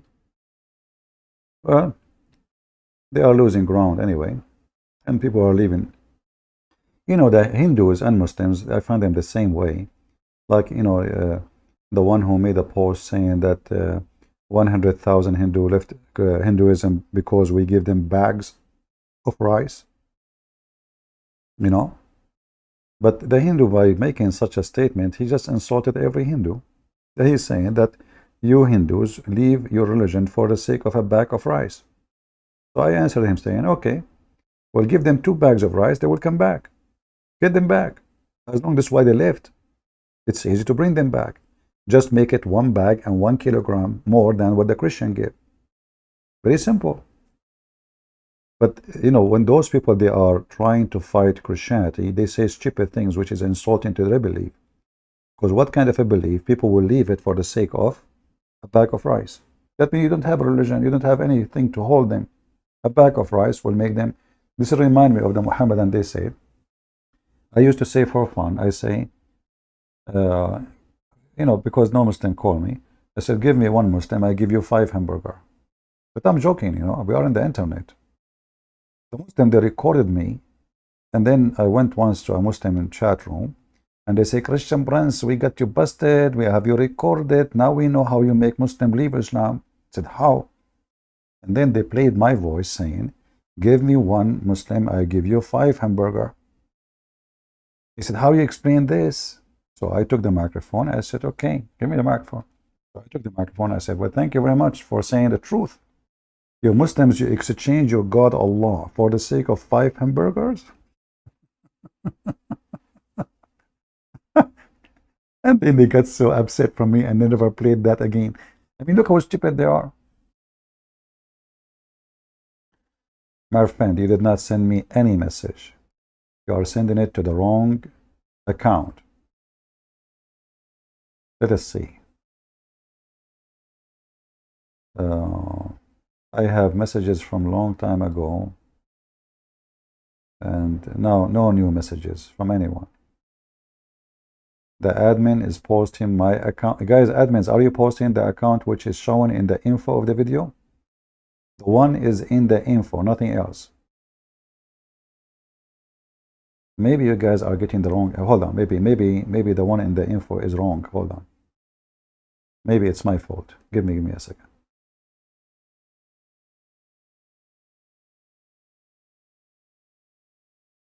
All right. This one should end with B6. B6. Here we go.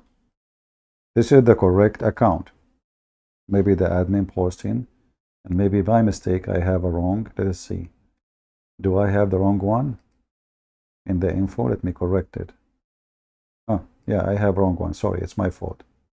I was wondering. You keep saying you send me. Here we go. We correct it now. All right. So now we have the correct Skype. We apologize for being wrong.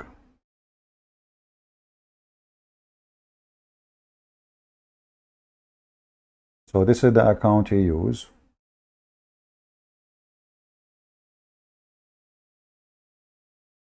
All right.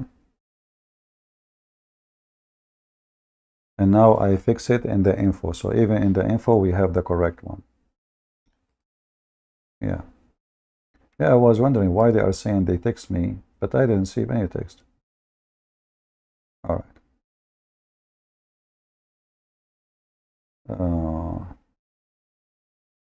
All right, somebody from Pakistan saying he appreciate my work. Thank you very much, my brother.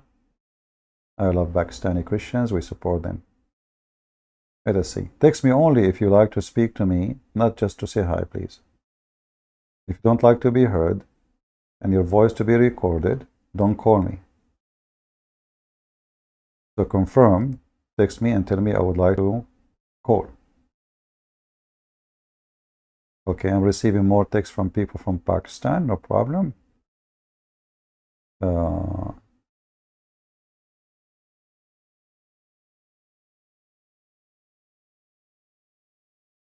Somebody asking, I heard you speaking about the word Azar. the father of Abraham in the Quran, it means foolish, but I can only find that it means helper. Can you help me find? For me, I learned that from a very um, um, what his name? I forgot. He speak Aramaic. He teach Aramaic in universities. So I learned it from him. So it's very sure. But maybe when you are searching for the wrong word. Otherwise, I'm not an expert in Aramaic. I learned it from this guy. He is a professor, and he teach Aramaic in USA.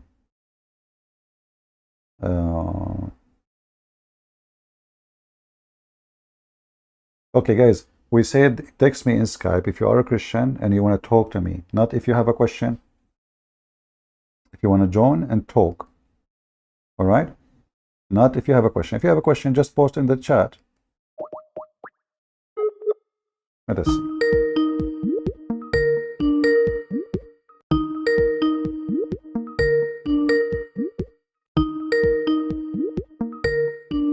We are calling. Hello? Hello? My friend, can you speak louder? Hardly I can hear you.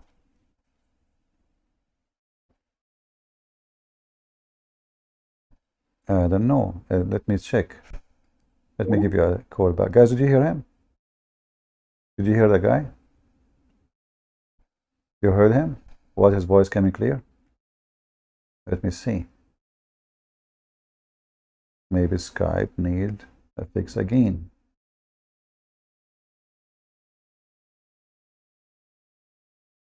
Audio setting. All right, and then the speaker. And okay. So how come I could not hear him? Let me call him back. You did not hear him, right? Yeah, okay, let me see.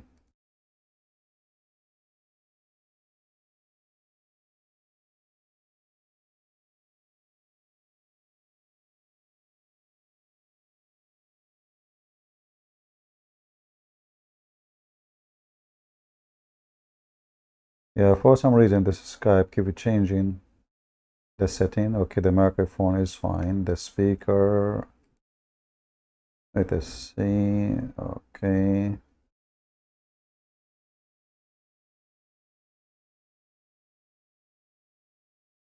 Let us see, test audio. Okay.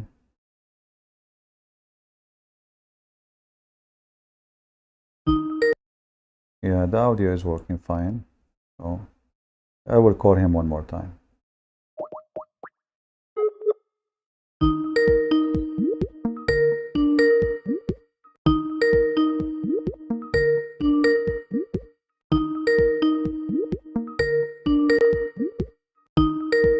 You hear the ring?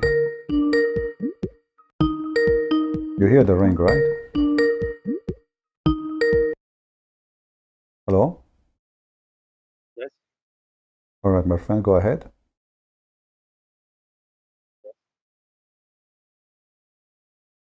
Hello? Your audio is so bad, my friend.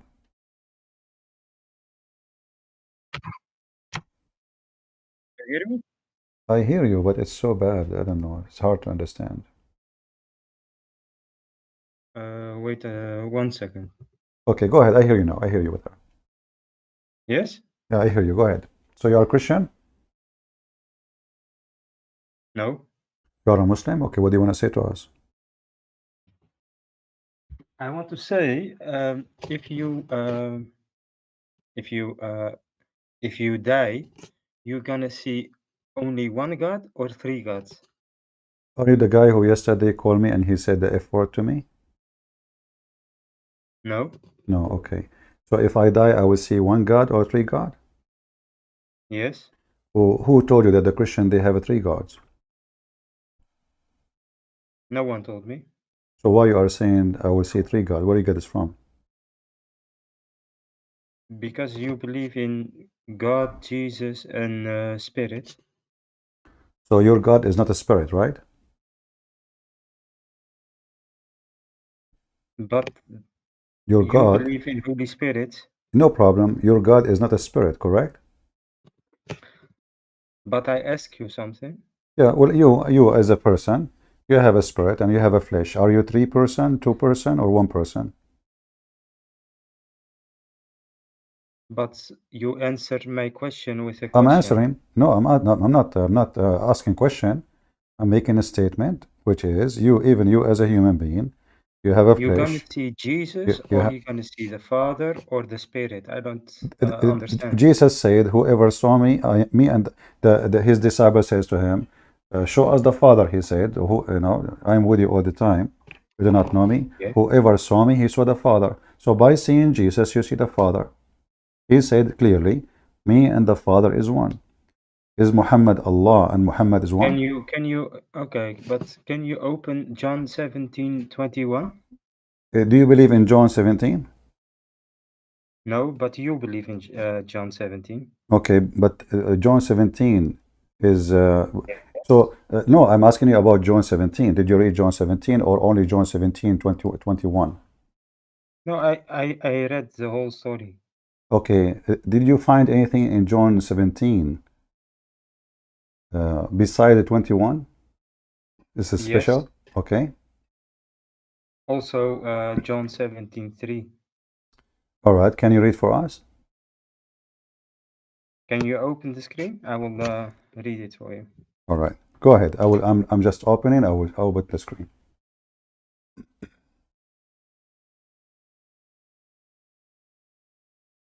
What did you say? I'm putting it in the screen. So go ahead, read. Here we go. I don't see it. All right. This is John 17.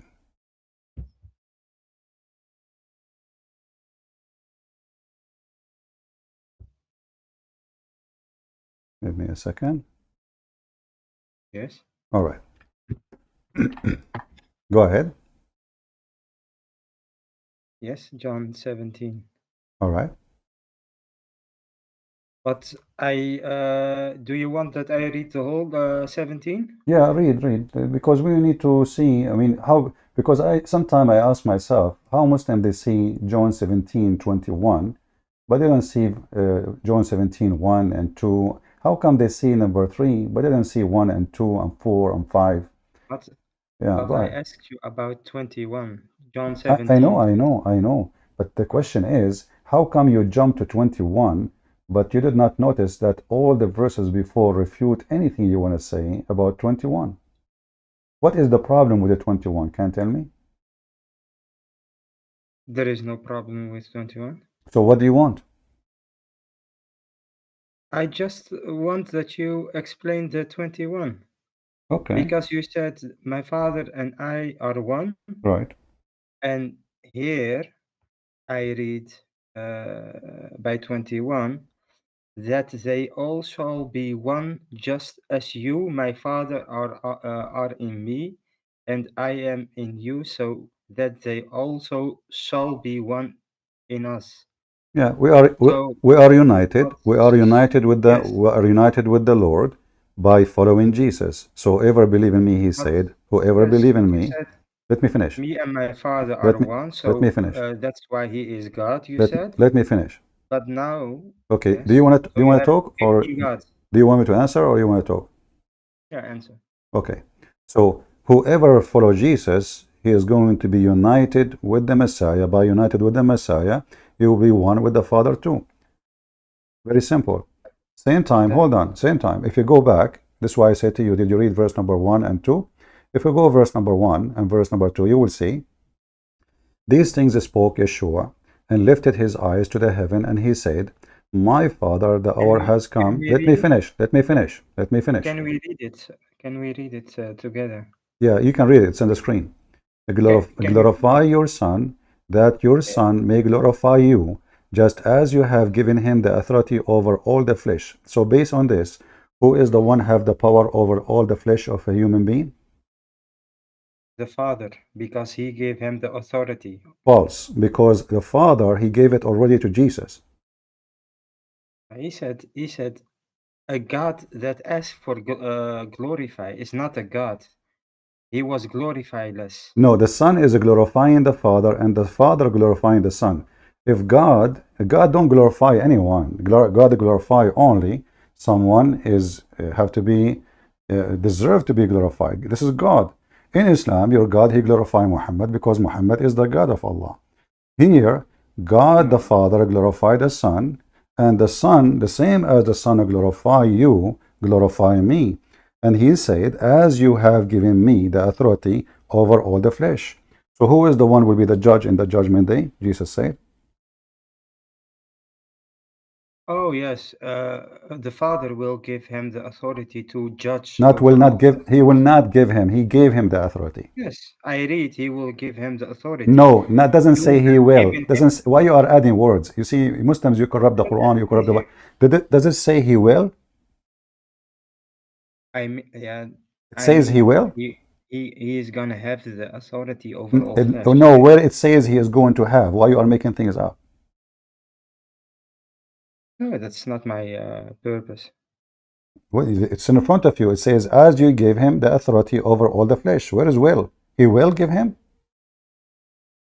Okay, he will give eternal life. Why you keep saying will? Why you keep saying will? The next one is he will give eternal life. He will give, the Messiah will give eternal. This is not the Messiah receiving eternal. He will give, the Messiah, because this is in the future. Whoever die and believe in me, he will live. So the Messiah later, he will give eternal life to all who believe in him. So now you Muslims, you lie, you say, nowhere Jesus says he is God, but the chapter you've chosen saying clearly that Jesus is God. Okay, but which translation is this? It doesn't matter which translation you read the Quran. Yeah, but this is a Yeah, very different. don't butt me. Which because This is Aramaic translation. This is Bashita Holy translation, the most accurate. What translation you accept for the Quran? I read the King James Bible, and it's different. I said the Quran. I said the Quran. What translation the Quran you read? Ibn Kathir or Ibn Kathir have a translation for the Quran? oh, the translations of the Quran. No, I'm saying you accept all the translation of the Quran? No, not all the one. No. Okay, so what is your objection? How come you have objection of translation of the Quran, but here now you are saying I like this, I don't like that. Either you accept or you don't accept. So now, me and you, do we agree that Jesus is the one who will judge in the judgment day?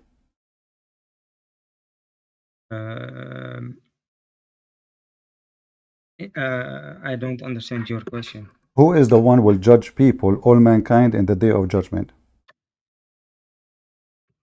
You mean from the Christian perspective? From the verses you choose for me to read John 17, you forgot? Yes, but I think the major Christian people don't read this translation. Doesn't matter. All translations saying the same. You are just playing games now. I'm asking you. Okay, According to any translate, hold on. Don't play this game. You see, either you talk like a man, or you talk like a kid. So I'm asking you, who is the judge in the judgment day based in any translation of the Bible you have?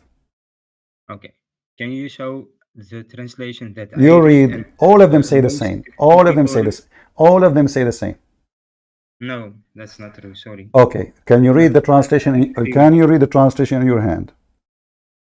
The King James Bible? Yes. Okay. Read it. Oh, wait. Uh-huh. 1 second. Mm-hmm. These words spoke Jesus and lifted up his eyes to heaven and said, Father, the hour is come. Glorify the Son, that thy Son also may glorify thee, as thou hast given him power over all flesh, that he should give eternal life to as many as thou hast given him. And you said, hold on. You said, hold on. You said this is different. How is different? Yeah, I see by 3 it is really different How because it is they, different? It says, you can said I to me, it says explain or he not? will. Okay, hold on. Just, it says, and this is the life, eternal life, that they might know thee, the only true God, and that Jesus the Christ, whom has you sent. If we go to the previous translation, it says exactly the same. No, It it's says not. exactly the same. Here we go. It's in Oh, front of us. okay. Okay, read it. This is life eternal, that they might know thee, the only true God. Uh, Huh? The uh-huh. only true God is the Father. Okay. So now let us go back to zero. So the game is not But working. So now but who here is the one? Listen, they listen. shall know You you say or you alone. all of Yeah. this you are trying just to avoid. Three. Can you Always read? you call me and Yeah. you say the same stupid thing. So let me ask you to the last time. Don't waste my time. Who is the one who will be the judge in the judgment day? Jesus. Okay, thank you. So why you Muslim lie? You say Jesus never claimed to be God. But you don't understand Uh-uh. something. Okay, so the The judge in the judgment day is he Jesus. I don't understand. So you, the the Muslim, Father understand. gave him the authority to judge. Doesn't matter. It's because It's what it's I read. Huh? This is what I read. still. It's Okay, not okay, written. listen. Huh. Can your God give the authority to Muhammad to be the judge in the judgment day? If he wants, yes. Okay, If but he that wants. mean in order to give him the authority, he have to be a person who knows everything.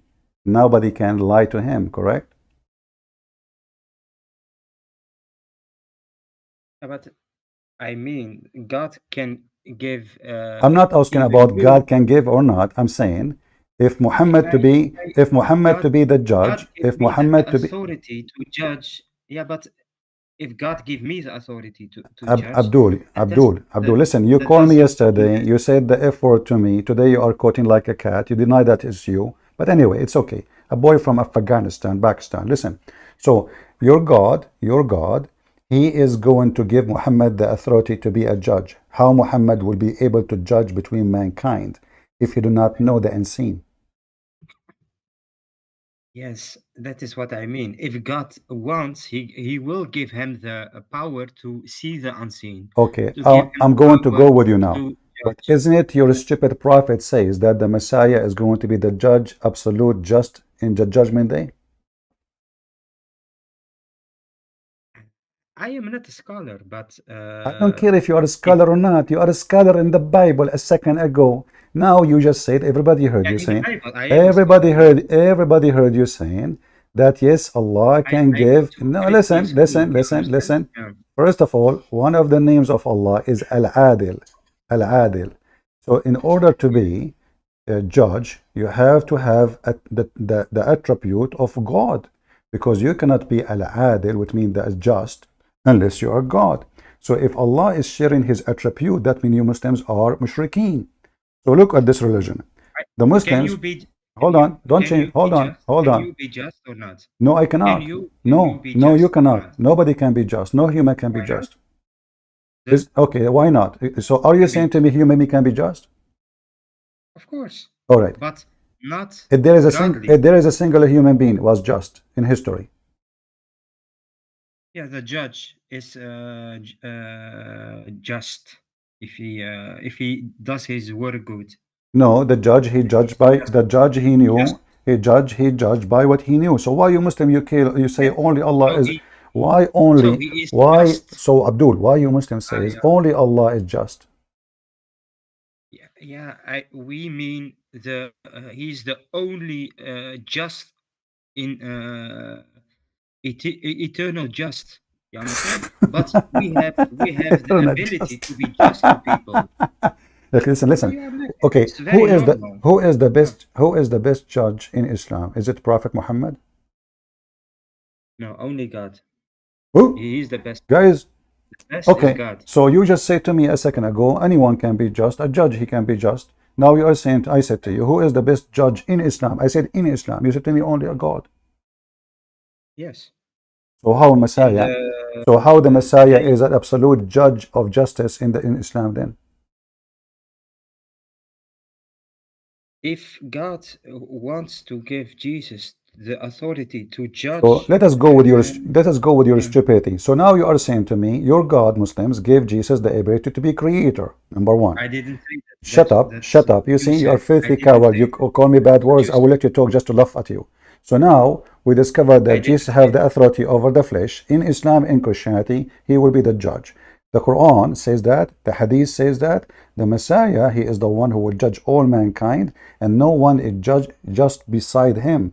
And you say that Allah, he gave that to Jesus. So Allah did not give that to Muhammad. Did he give it to Muhammad? I don't see any what you are showing, Messiah, Jesus. I don't see anything. No? I don't read anything about judge, Messiah. It says in the front of you, he will be the judge of with justice. He will judge with justice. The Yeah, Messiah. but I see the Hakaman, Messiah. Hakaman I don't see Muqsitan. Hold on. judge. Okay, hold on. Okay, here we go. The Messiah. Let us read the hadith. Okay, just give me a second. Yeah, of course.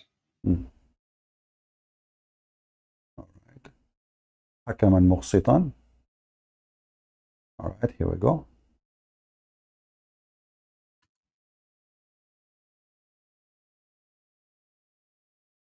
You don't see the just? You don't see justice?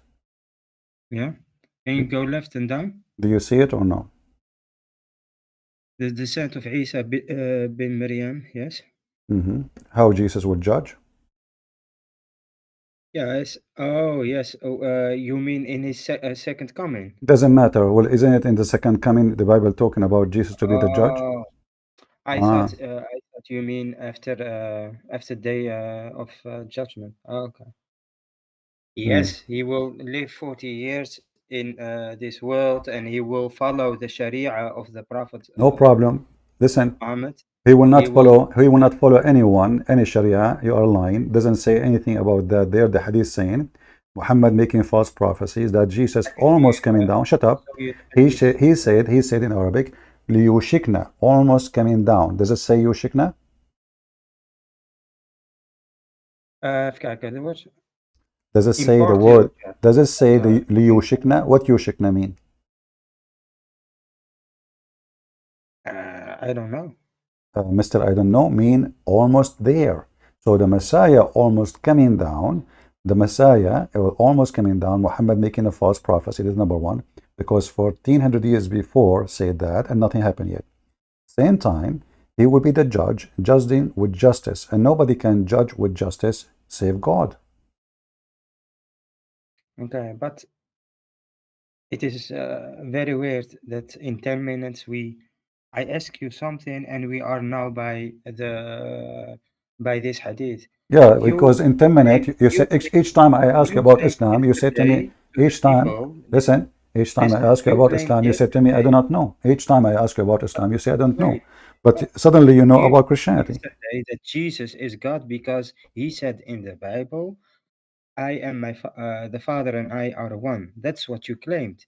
Right. And when I said to you, can you read John 17:21? Jesus said there, as we are one, you can be one with us. Yes. That is so. How are you gonna fix The it? unity here, then there's no fixing, there's no Can you fixing. be Look what also I God? showed you. Look what I showed you. That Jesus, who is Yeah, but Jesus, I just want to just shut know. up, shut up, shut up. Let me answer. So I answer you already, but I will repeat again. So Jesus is saying clearly, you will receive authority from me. Isn't it Jesus who gave the authority to Peter and his disciple, go and do miracle? Isn't it in Ibn Kathir says that the Messiah, he sent his disciple and they made miracles around the world. They make the blind see. They heal the So you leper. don't have Shut to. up, shut up. Isn't it the Don't have to Quran? be Shut up. God to Isn't do it the Quran? miracles. Shut Yeah. up. Isn't it the Quran says, listen, isn't it the Quran says that the Messiah sent three messengers, and the third one of them is Paul and John and Peter, and they did them great miracles? Yes or no? Not in the hadith. In the Sahih hadith. Never. Not in the Sahih hadith. How you know it's not Sahih? That's a different question. Okay, no, this is not a question. I'm asking you how you confirm it's Sahih or not. Who are you? Yeah. Do you know Because how you okay okay. okay hold it, just to show everybody that you are a fraud like your prophet. Do you know even what book I'm mentioning? Yeah, maybe a Shia book or something. Ah, Shia book. Ah, okay. No, I did not mention Shia. You are the one who mentioned to me Ibn Kathir. I never read a You hadith. said to me, you said you accept, you said you That accept Ibn we Kathir. read, Did you say you we accept, read. did you say you accept Ibn Kathir? Ibn Kathir is not a scholar in hadith. I asked you which book you Bukhari, accept. Muslim, I asked you what book you Bukhari, accept. Muslim. Listen, I said to you which book you accept. You said Ibn Kathir. You forgot? Yeah. Okay. Do you accept what Ibn Kathir says about those verses? No. So why you call me then? You Muslims are liars, bunch of liars. Ibn Kathir himself is a liar. No. Ibn Kathir was a historian, so So why you call him a scholar then? So who is the one not historian? Isn't your prophet historian he's too? an expert in tafsir, but So he, listen. Okay, hold on. he didn't. Listen. So Ibn Kathir now is a scumbag. Can you say that? Of course not. Alhamdulillah, he is Muslim and he will be in. So why he is? So why he is lying inshallah, then? in So heaven. why he is lying? Why he didn't. is lying then? He did a great job for the ummah. Okay. So did he a great job when he said Paul is the messenger of Jesus? I don't know. He's a human and he can make. Oh, Make he's a faults. human. You are not a human. Is your prophet a human? Yes, he is also. So a you human. Muhammad, and when you want Ibn Kathir is a scumbag. Jesus. When you want Muhammad, when you want Ibn Kathir, he great service to the ummah. So when Ibn Kathir he said that Paul was sent by the Messiah and they did miracle, and John and Peter, who is the one who gave Ibn Kathir the authority to say such a statement, and he is a great service to the ummah. Can you show me about what you said? Before I show you, can you tell me who is the one who gave him the authority to say such a thing? I don't know. Mister, you don't know. How many time you call me, and each time I get your ass busted, you say to me, I do not know. Listen, you gave me very, very difficult questions. I'm not giving you the question. You see, you Muslims are expert in the Bible, but the second we ask you about your stupid Quran, you have no idea. You don't give me a question about the Quran. You gave me a question. I ask you, okay, who is, okay, I would, listen, okay, here we go. Okay, hold on, shut up, potato. Give me the names of the three messengers mentioned in chapter 36, verse number 14. There are no how do you say that, names in the Quran. So let me make it clear. So the Quran never said names. So where Ibn Kathir he got the names from? Is he fabricating? Maybe he thought. I don't know. Maybe he did. Maybe Okay, he don't did. call me again, son of Muta. You say the F word to me yesterday. I gave you a chance to be spanked and put you under my feet like your prophet. Filthy coward. He did not know. When they want to escape an embarrassment, he did not know. Maybe he got it from here. Maybe he bought it from the flea market. I do not know. So Jesus can send messengers and they can perform miracles. Who is the one who gave Jesus the authority to do that? Allah. How a messenger can make you a messenger? How a messenger can make you have miracles? And why the Quran saying we sent? If Allah is not Jesus. And then we find that the one who sent them is Jesus. And this exists in all tafsir. Not only Ibn Kathir, son of Mut'ah. Refutation for you, you know. The second you ask them a question, embarrassing, they say, I do not know. You are giving me difficult question. But he knew about the Bible. He's expert with the Bible. How come Jesus says, so they will be one with you? Because of Jesus. And the Bible have tons of verses about that. That's why we will be in heaven. Whoever believe in me and I will live. What is the promise? The promise is you will be united with the Messiah in heaven. Doesn't mean we will be one person as a person, but we will be, this is why we are called children of God. So the Messiah is an absolute just and justice, and he will judge all mankind. And Muhammad, he confirmed that in the stupid hadith. And then the Muslim, they try to solve it. Well, Allah gave him the permission, but look at this person, his name is Isa. He's been given permission to be creator. He's been given permission to tell you what you hide in your houses, which nobody knows save God. When the Muhammadan, they accuse Muhammad that he stole an underwear, how come Allah could not tell them who took it? If we go in the Quran, we will find this. The Muhammadan accusing Muhammad is stealing the laundry. He took a red underwear from the laundry, which is a theft. From the booty. What Allah said to them? It's not Muhammad who took it. Obviously, Allah cannot be God, because if Allah is God, He will tell them who took it. The same Quran confirmed that Jesus can tell you what you hide in your houses. The Muslim will say to you, well, Allah gave him the permission.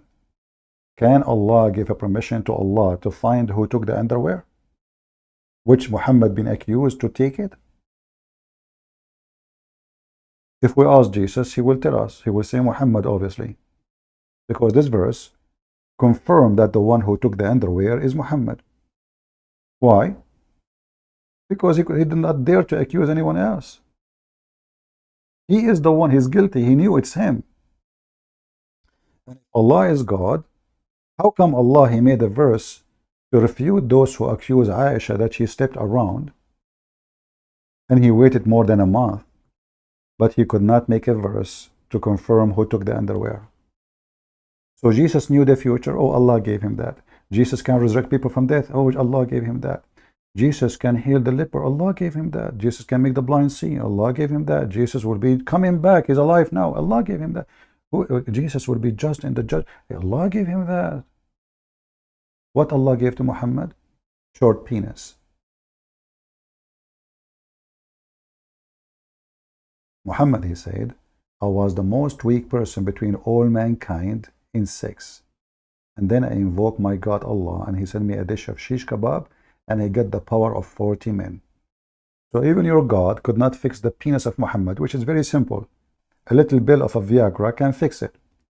He sent him a dish of shish kebab, sent by the angel Jibreel.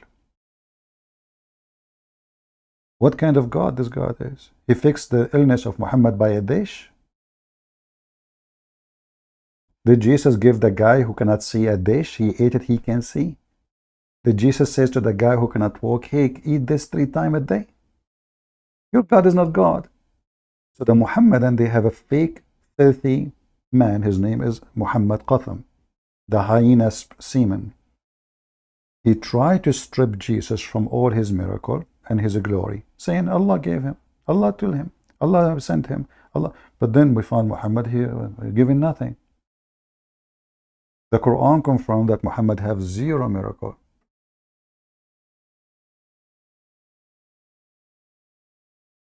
Why Allah want to share the attribute of a creation with the creation? Jesus is a creator in the Quran. He is a creator. Right now there's birds flying in the sky made by Jesus, according to the Shibha Quran. And the Quran says, is the one who create equal to the one who create not? Yes, the Quran says that. The stupid Quran.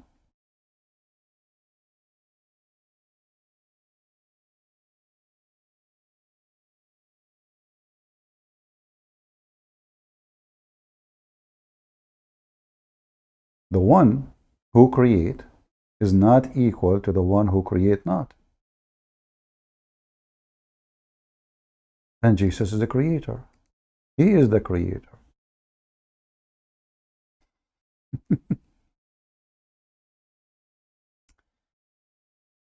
And you notice that the sneaky way, by escaping the embarrassment by saying, I do not know. That's it. Change topic. Do you see how easy? I do not know. Okay, who is the ones? Who is the one, the 3 messengers? I didn't know. Move on. The Quran says, أَفَمَنْ يَخْلُقْ كَمَنْ لَا يَخْلُقْ?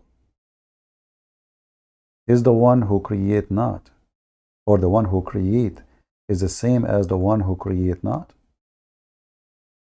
But the Quran made it so clear, the book of Muhammad, the yellow pages, saying clearly that the one who create, and Jesus in the Quran confirmed to be creator, The one who can create, no one is equal to him.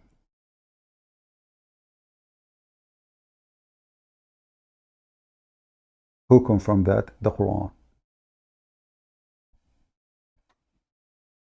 Do you see it? So either we take what the Quran is saying seriously, and then Jesus is equal to nobody, even to Allah, because Allah cannot create. There's no proof Allah can create. The Quran says Allah create, but there's no proof. But they will have a proof against you from your book that Jesus create. So is then he who creates like the one who creates not? Who said that? The chapter of the bees, verse number 17. So the one who create not is not equal to the one who create. And who is the one? Let us list the names the Quran mentioned of those who can create. You will find there's only two: Jesus and Allah.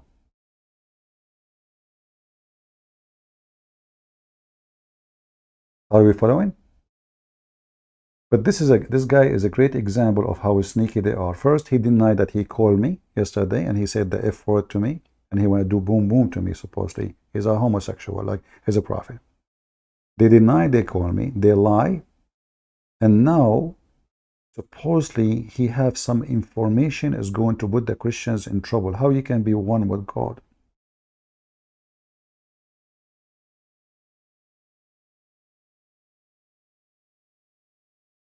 The one who create in the Quran never and will be ever equal to the one who create not. And the Quran is saying the one who don't understand that, there are a bunch of donkeys. Chapter 16, verse number 17. And as long we confirm that Jesus is a creator in the Quran, and according to the Muslims, Allah is a creator, so that means Jesus, according to the Quran, is equal to Allah. Because who is the one equal to the one who create? Are you with me, people? Who is the one is equal to the one who create? Nobody except the one who can create.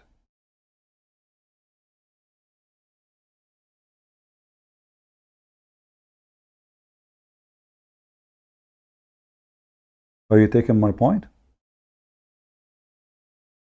So Muhammad is not equal to Allah.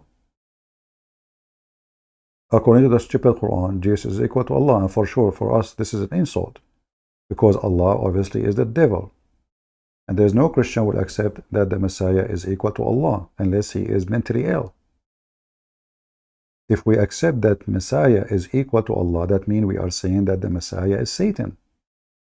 But we are showing your stupid book statement against you. Then you will notice all the Muhammadans, they share one thing. When they call me, especially when they call me, they play dumb. I do not know. Especially when the question is really embarrassing.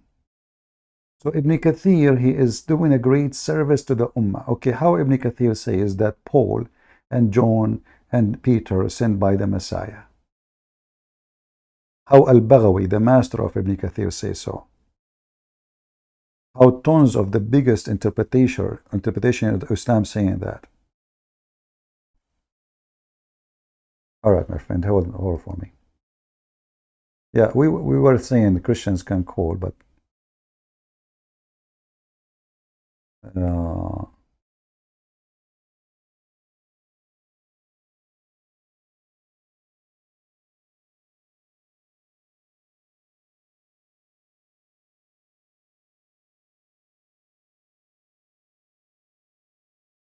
just call me. Okay.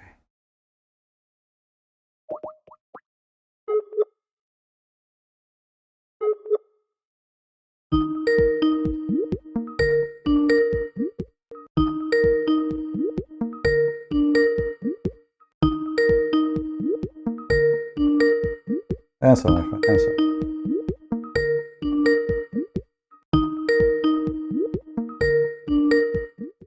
Okay, let us mute the speaker until he answers.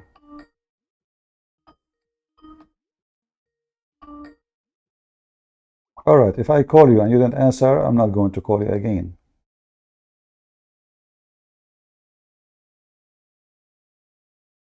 All right.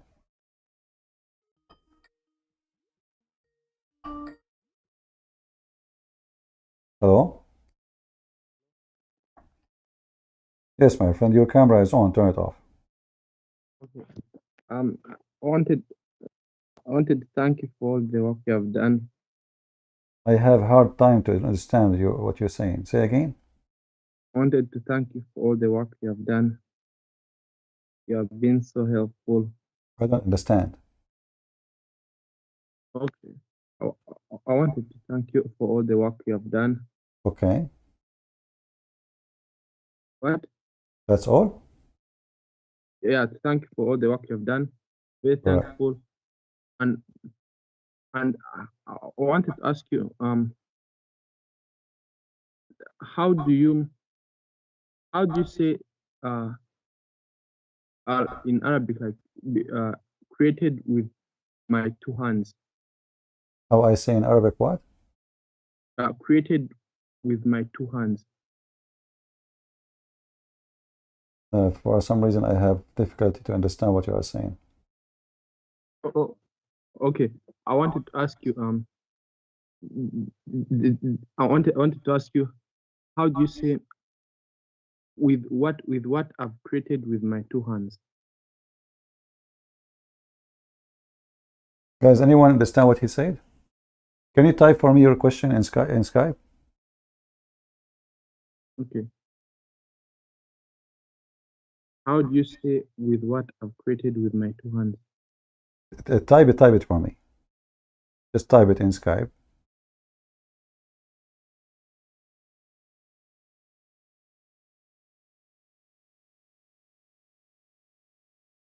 Okay.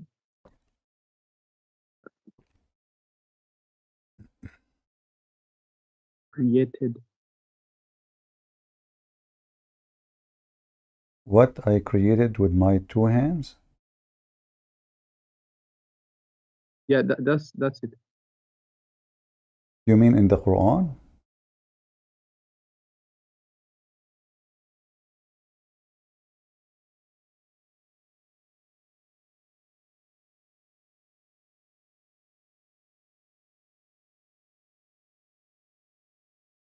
Okay, Christian Prince. Yeah? Christian, I have a sheikh. I have a sheikh who wants to talk. Who wants to talk to you? All He's right, he from is there. He is there? no, he's from Africa. Okay, I mean he is with you now? No, not right now, but I have his Skype number. Okay, let him call me anytime. No problem. Anytime I am live on air, he can call me. I would like you to call him. He goes and debates Christians and on the Give road. me his Skype. I will call him right now. And All right? okay. All right, my friend. And you can ask me the question by texting, so I can, understand what you are saying. Sorry, I could not understand really much of your question. All right? Okay. All right. Thank you. Thank you. I'm going to paste it and send it to you.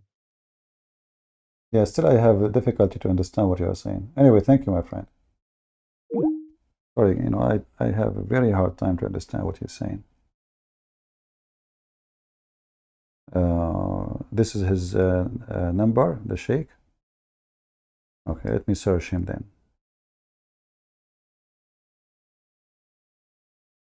Let us call him right away, this sheikh. But I don't want to stay too much long. Okay, let's see. Okay, looks like we found your sheikh.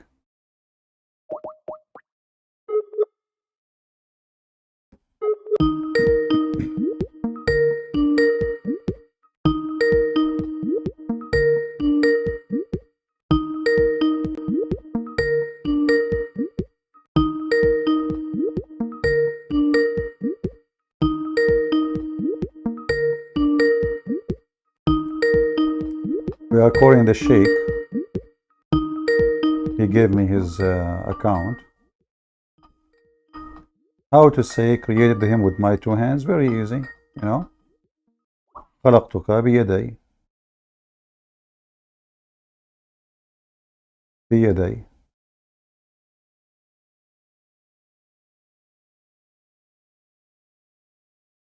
You see it?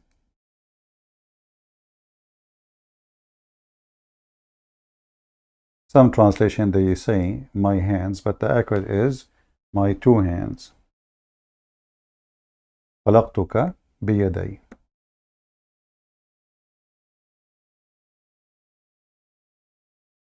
Chapter 38, verse number 75. Let us see if there is another caller.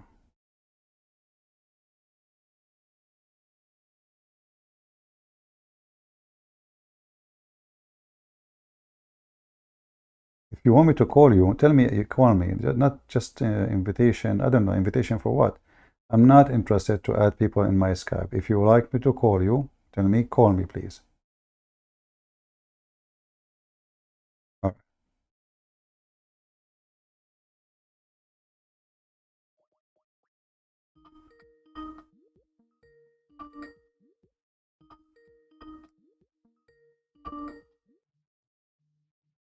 Hello? Hello, Christian Prince. Yes, my friend. You're welcome. How are you? You sound well. Just wanted to thank you. I tried to call you earlier, but you were busy. I have one problem. All your streams are very addictive. That's the only problem I have. That's easy. You know, just watch, read hadith about how to solve any problem. They eat nagla seed. If you eat nagla seed, it can solve any problem you have in your life. Yeah. Yeah. Well, I'm Christian from Pakistan. All I right. really appreciate for work you do. I recently got introduced with your streams, and it's really good. And I can't stop listening to them. I learned so much from these, so I'm very happy that there is someone who can read and understand Arabic. So there is no argument like, it's in Arabic and it's hard to understand Arabic. So I'm really happy to hear you teach these Abduls. We know Arabic better than Allah. The Quran is a very broken, stupid Arabic, and this is why the Muslims themselves, they could not understand it, even those who speak Arabic. But even the stupid Quran confirmed that the best people to ask is the Christians. The Quran says so. In fact, all the Arab poetry mentioned in Arabia, written the 7 greatest poetry ever, 7 of them written by Arab Christians. 7.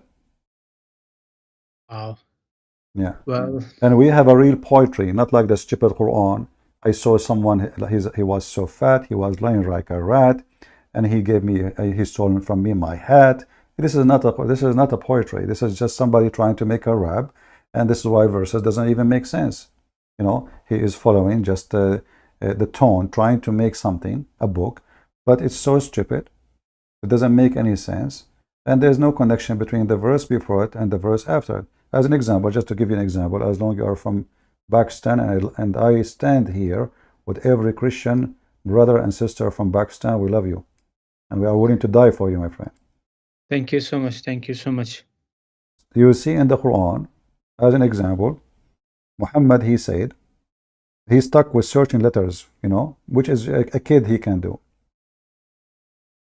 How many heaven Muslim they have? If you ask the Muslims, he will say to you, heaven, what, heaven. The fact, no. The Muslim believe that each one of them, he will have 2 heaven. But why, how the heaven became 2 heaven? Because simply, Muhammad is trying to make a rap. So the Jannah became Jannatan. Why? Because in a certain point, Muhammad, he have to add the word, the alif an, to make a rap, fit. So the word heaven became Jannatan. The word fountain became 2 fountains. Everything became 2. So Muhammad is just a fool. He's trying to make a book sound like poetry, but it's not poetry. It's called in Arabic saja, but he made it in a very lame way, broken way. And that's why the Arab, they were not convinced with his Quran, and they were laughing at it. And the Quran says, if you can make a book like this, well, I challenge you. But the Arab, they says, if we want to do a book like this, we can. This is very silly. We have a great poetry. We do not need such a stupid book. And here we see, as an example, how Muhammad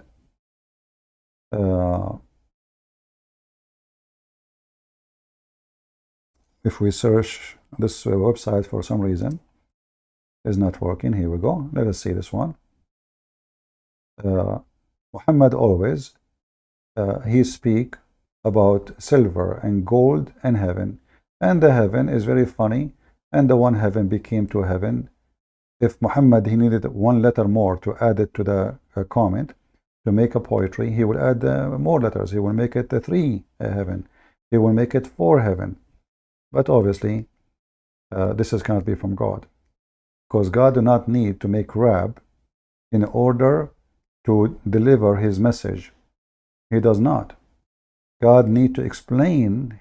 He should be able to explain what he is saying, not make for us a rap music or rap songs.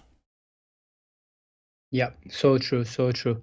And also, I want to thank everyone who is raising the issue of Pakistan right now, because recently what happened with the Quran issue in Sweden, I think it was very important for everyone to know what exactly is happening in Pakistan, like what Muslims are doing. So I'm thankful for everyone who's raising this issue. You're welcome, my friend. Anything else you want to say?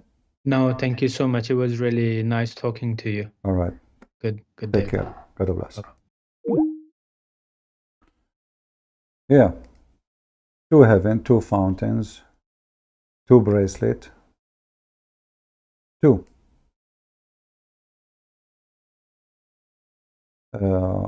Like actually, if you type this in the Quran search engine, you will find suddenly he's speaking about the number 2 all over the place. تكذبان. فبأي آلاء ربكما تكذبان. So he speak to 2 people in the same time, and he repeat the same thing all over in the Quran. But it doesn't make any sense. I mean, even if you want to say a sentence, say it once. Why he's repeating all over?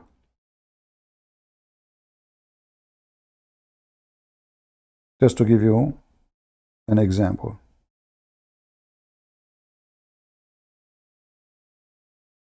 He could not make a basic rap, which any street boy in New York can do.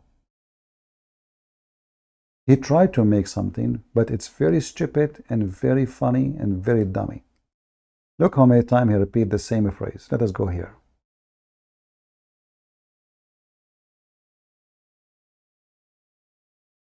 Just the same exact phrase. Look at this. Look at this. What is this? What is that? We are not even done. Second page. We are not done. What is this? This is God speaking, repeating the same sentence. Imagine you are reading a story, and this is story saying the same sentence again and again and again. The author of the Quran, he don't know what to say. He have to fill it up. So imagine I say to you, you said to me you don't like my sandwich. I say to you, my sandwich have mayonnaise, tomato, and beef. So, and then I say the sentence. So how you claim my sandwich, it doesn't taste good? And then I say, and my sandwich have a, shrimp and pimp and kimp. So how you say you don't like my sandwich? And I could be repeating the same thing. You do not need to say all of this. Say it once. What is this? This cannot be God. And you will notice the A-N letter at the end. So as an example, Rihan, he have to put the rihan at the end. Okay, well, who care about the sweet smelling plants? This is not what it says actually. Rihan is the name of a plant, not just a sweet plant. And here he could not make, so the kadhiban, yeah, you have to add 2n. Kadhiban, is he talking to two? To kadhiban is not about your Lord you deny. He's speaking to two people. Who are those two people? The Muslim, they say, no, he meant all. And then he created the human being from clay. Okay. And he created jinns from a fire, free smoke. Okay.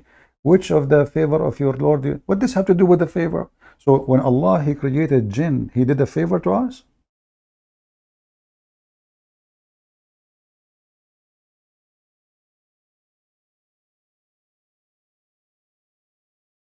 The Lord of the two east and the two west, where are those two east and two west? Allah is telling you, he did give you a favor. You have two east and two. The stupid Muhammad, he thought that there is two east and two west because the sun location changed between winter and summer. So suddenly we have two east and two west. Allah is the Lord of the two east. Like one east will not be fine.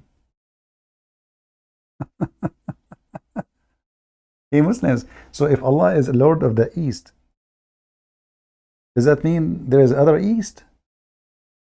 Of the two east and the two west. What is that?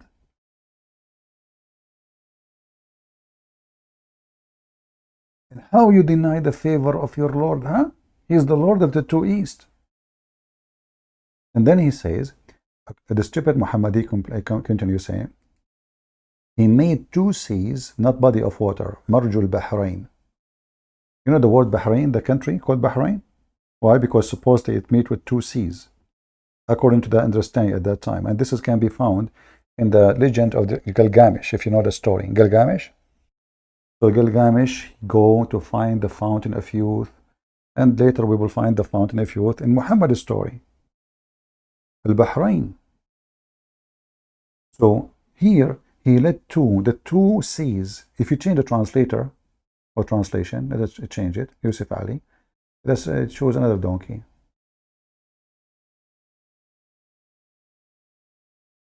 Look, the two seas. Do you see? Here we go. It's two seas, not two water.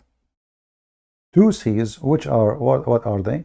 They are salty water and sweet water. The stupid Muhammad, he think that salty water and sweet water, they never mix. Totally never mix. You see, the Muslim, they made video says the river going in the ocean, subhanallah. That's not what he's saying. He is saying that between them there is a barzakh. Between them there is a barzakh. Barzakh is a word mean solid rocks between two body of water. So the stupid Muhammad, he thought that the sea water have nothing to do with the sea fresh water. There's two seas. And Allah separated between them so we can drink. They never ever meet. But all of us, we know that this is absolutely false. And if they meet, they will never transgress that barzakh, which means the piece of rock. And then the Muhammadan, they lie about. You go open Ibn Kathir, read the tafsir. You will see barzakh is a solid rocks. Rocks. They lie. All of this is a joke. There's no way God will speak in such a way. Salty water and fresh water, they never meet. Take a cup of water, salty, and take a cup of fresh water, and let us see if we mix them in one jar, what will happen. Do they mix or not? But what the Quran is speaking of, the stupid Muhammad think that salty water and fresh water never ever mix. Let us take another caller.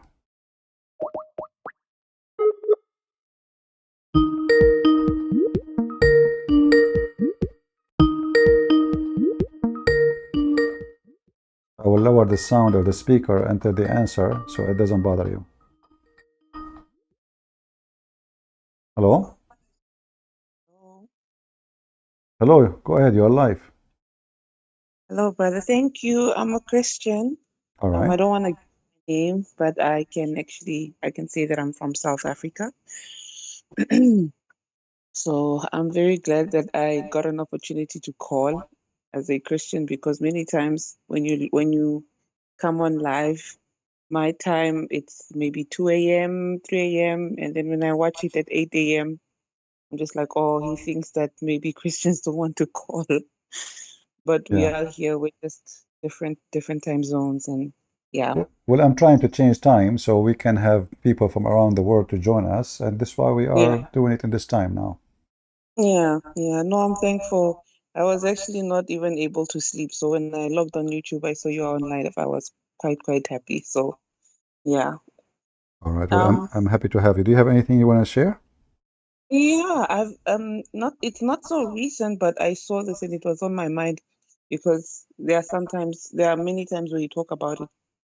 I saw there was a protest of Muslims in the UK. They were protesting about bringing Sharia into the UK. Hmm. And I was laughing when I saw that headline. I laughed even more when I saw that they were actually protesting. And I was asking myself, you come from the Middle Eastern countries, of let's say from the Southeast Asian countries, and you come to the land of the kuffar to bring your Sharia that you were running away from. Why are you? And then you come and then you call the people in the land that you are coming on to kuffars. What's not great about your country that you can't do that in the country where Sharia is accepted, it is being done every day. So what is the difference? So Sister, the Muslims, they don't have a single country practice Sharia except Taliban. Not in Pakistan, not in Saudi Arabia, not in Emirat, not in Bahrain, nowhere. So those Abdul, they are just stupid liars, fake. Because if you could not accomplish Sharia law to be practiced in your Islamic majority country, how you can do it in a country which you are minority? Yeah. And who is the one stopping you from establishing Sharia law in Pakistan or even in Iran? You go and see go right now and see any video made in Iran about people walking the street. Nobody wear hijab, nobody want hijab, nobody want to go to pray. Go right now and search for nightlife in Saudi Arabia. Nightclub, disco, parties, everything. So who is the one? When the last time we saw a Muslim country is cutting the hand of a thief? When the last time we saw a Muslim country stoning women to death for adultery? When the last time we saw a Muslim country forcing Christians to pay jizya? They cannot practice those things. So Islam does not exist. Remember, Islam without Sharia is not a religion. Yeah. And I agree because Go ahead.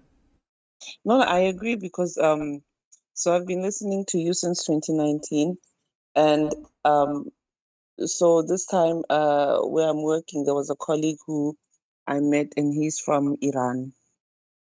So there was this one time we were talking about it, and he was bashing, when someone is trying to low grade, try to bash the Crusades and whatnot. And I was telling him that his perception or his education or the curriculum that they gave him about the Crusade is one-sided. It is not actual history. And then I was also talking to him about the hadiths and what the Quran says about this. And then I also talked about, and then I asked him, I was like, isn't Iran following Sharia law? He's like, what's that? I asked him again, I said, you don't know what Sharia law is? He's like, no. And I was shocked because I'm like, he's a practicing Muslim. He's from Iran, but he's Shia. I asked him if he's Shia Muslim because I know that Iran is majority Shia. And he said, yes, I'm Shia Muslim. But the whole thing about Sharia, he didn't know. And it caught me off guard because I didn't want to speak to someone who's ignorant about his religion in a sense like that, Yeah, they are expert in history and expert about the Bible. But the second you ask them about their stupid religion, about their religion, yeah, they play dumb. He knew. You see, the reason he did not say he knew, because he didn't want to open the topic which he cannot refute. The same as the guy who called me, if you witness, just 15 minutes ago, he said, I don't know. Each time I ask him a question, and it's an embarrassment, He said, I don't know. This is the way to escape. Mm, Because if he say he exactly. knew, then you are going to ask him about this and about that, and then he would I what he was would do. ready. I Yeah, was very ready. I yeah. was ready to ask So him it's all the not questions. really he don't know. I mean, he came in from Iran, right? Yeah. So how come Yeah, he don't know? A yes. person he grow in Islamic school, they learn Islam, Yeah. you know, etc. There's And no suddenly he do way. not know Yeah. why. And There is how no a person who is a Christian he knew more than him doesn't make sense. But then it's a he way to get away from it. yeah, he was even saying, "Oh no, wow, you know more about I can't believe you know more about Islam. How do you know?" And I'm like, I said to him, "It's my job to know. It's my job to know, and it is also because of the things that we see, you know."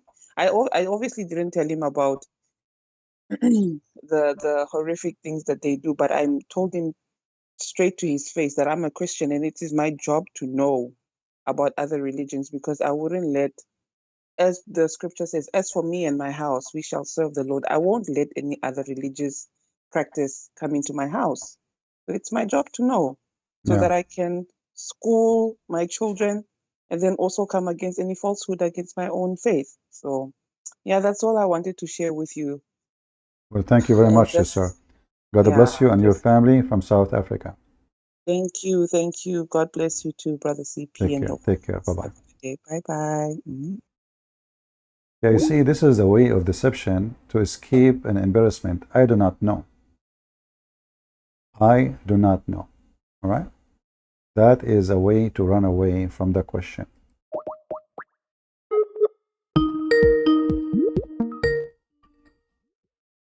I cannot stay here for long, guys. It's getting late for me. But I will take some calls. Hello? Hey, my friend, you are live on air. You are a Christian? Hey, how you doing, CP? Yes, All right. obviously. What do you want to say to us? I just want to say, just like I've had like many also a problem like your second caller ago that every time you go live, I always want to be there and watch. We're addicted to CP's live streams. Well, I hope it's a good addiction. I hope we are learning something useful, you know, not Yes, just wasting our yes, time, because wasting our time is not the purpose. exactly. It's just that like not only have I learned some stuff about Islam that I never knew, Hinduism and stuff like that. You know, it's all about sharing the knowledge. You know, what can you do for you and your own faith, etc. And that I've learned your techniques, although it was not a Muslim, but I had a friend from Africa. She was a Mormon, and so I've learned how you do in your debates and how you talk with other people and show them the truth. I was able to actually like hey, this is a cult, etc. Blah blah blah, and then I was able to get her to leave and follow her parents in the true church. Yeah, always remember one thing. You cannot debate a liar. There's no Yeah, debate. A liar, he cannot debate him because debate have to be done between two honest people who speak exactly. their mind and their belief. A Muslim, he never tell the truth. He lie. This is why you cannot debate a Muslim, but you can get him busted. So in order to do that, you have to, sadly, to trick him to say the truth before you give him the question. Yeah, If you give him the question, he will deny that this is what he believes. You know? So yeah, you have to trick him first to say the answer before you, like now what happened today, you know? bait the So trap. you have to trap him exactly, otherwise they will do anything to avoid the embarrassment. They are Muslim demonic, shuffle. they are possessed by the devil, and the devil is their guideline. Deception is the method to talk and to answer. Not to give an answer, it's just to deceive. Like if you Yeah, ask a Muslim, if the challenge now, how Allah have legs, all Muslim will come and says Allah have no legs. If Muslims sitting together discussing this, they will say yes, Allah have hands, Allah have foot, Allah have etc. But the second you are making it as a reasoning not to believe in Allah, they deny it. yeah. Yeah. Like you said in all debates, anyways, just to escape. It's like they'll throw anyone like their own book or whatever. It's all the da'if or the translation game. Yeah, and the second you show them something embarrassing, they try to find a reason to get out of it. They say it's da'if. It's not accepted, it's rejected, but it's in their book for the last 1400 years. Ibn Shit. Kathir is the most amazing scholar, but at the end, when you show him something he don't like, he says he's a human. He's a human. He's a human. Exactly. Yeah. Yeah. The Yeah. guy. Yeah, He's the a Pakistan human. guy. I'm glad that Yeah, he is but not a it's- chimpanzee. Yeah. Anyway, my friend, anything else you want to Can say? I ask you some questions before, just to make it quick? All right. Is that like I'm thinking about actually talking to a pastor and see if he actually wants to see if he can invite you to guest speak at our church. Like, should I just have, if he wants to, should I just have him email you on Patreon and see if you would actually be interested in doing that? Where's the location? I live in the Houston area. Like, Okay. there's like, You see, I it's don't a new I used to do diversity. seminars, and last seminar I did, it was in Texas. It was a big church, Nice. but I did not do it no more because now I go live on air. I have 1,000 something people listening. It's a lot easier, cheaper. No need to fly, airplane, cost the church, cost me. You know what I mean? So if they want, Oh yeah, it just if they want, I was can saying do a that, seminar for them. I can do a seminar for them specifically for the church. If they want, we can make it even close to the church without me going there. Yeah, I was saying that it doesn't have to be like in a physical location. I say it can just be totally online, like on Zoom or something. Yeah, we can do that, no problem. I'm just trying to Okay. avoid the cost. I mean, if we want to spend money in Yeah, making a exactly. seminar, they give it to someone poor in the church. He needs some support instead of wasting it in airplane and hotel and yeah. Yeah, All right. it's like it's sorry, I'm trying to make these quick because you got other callers waiting.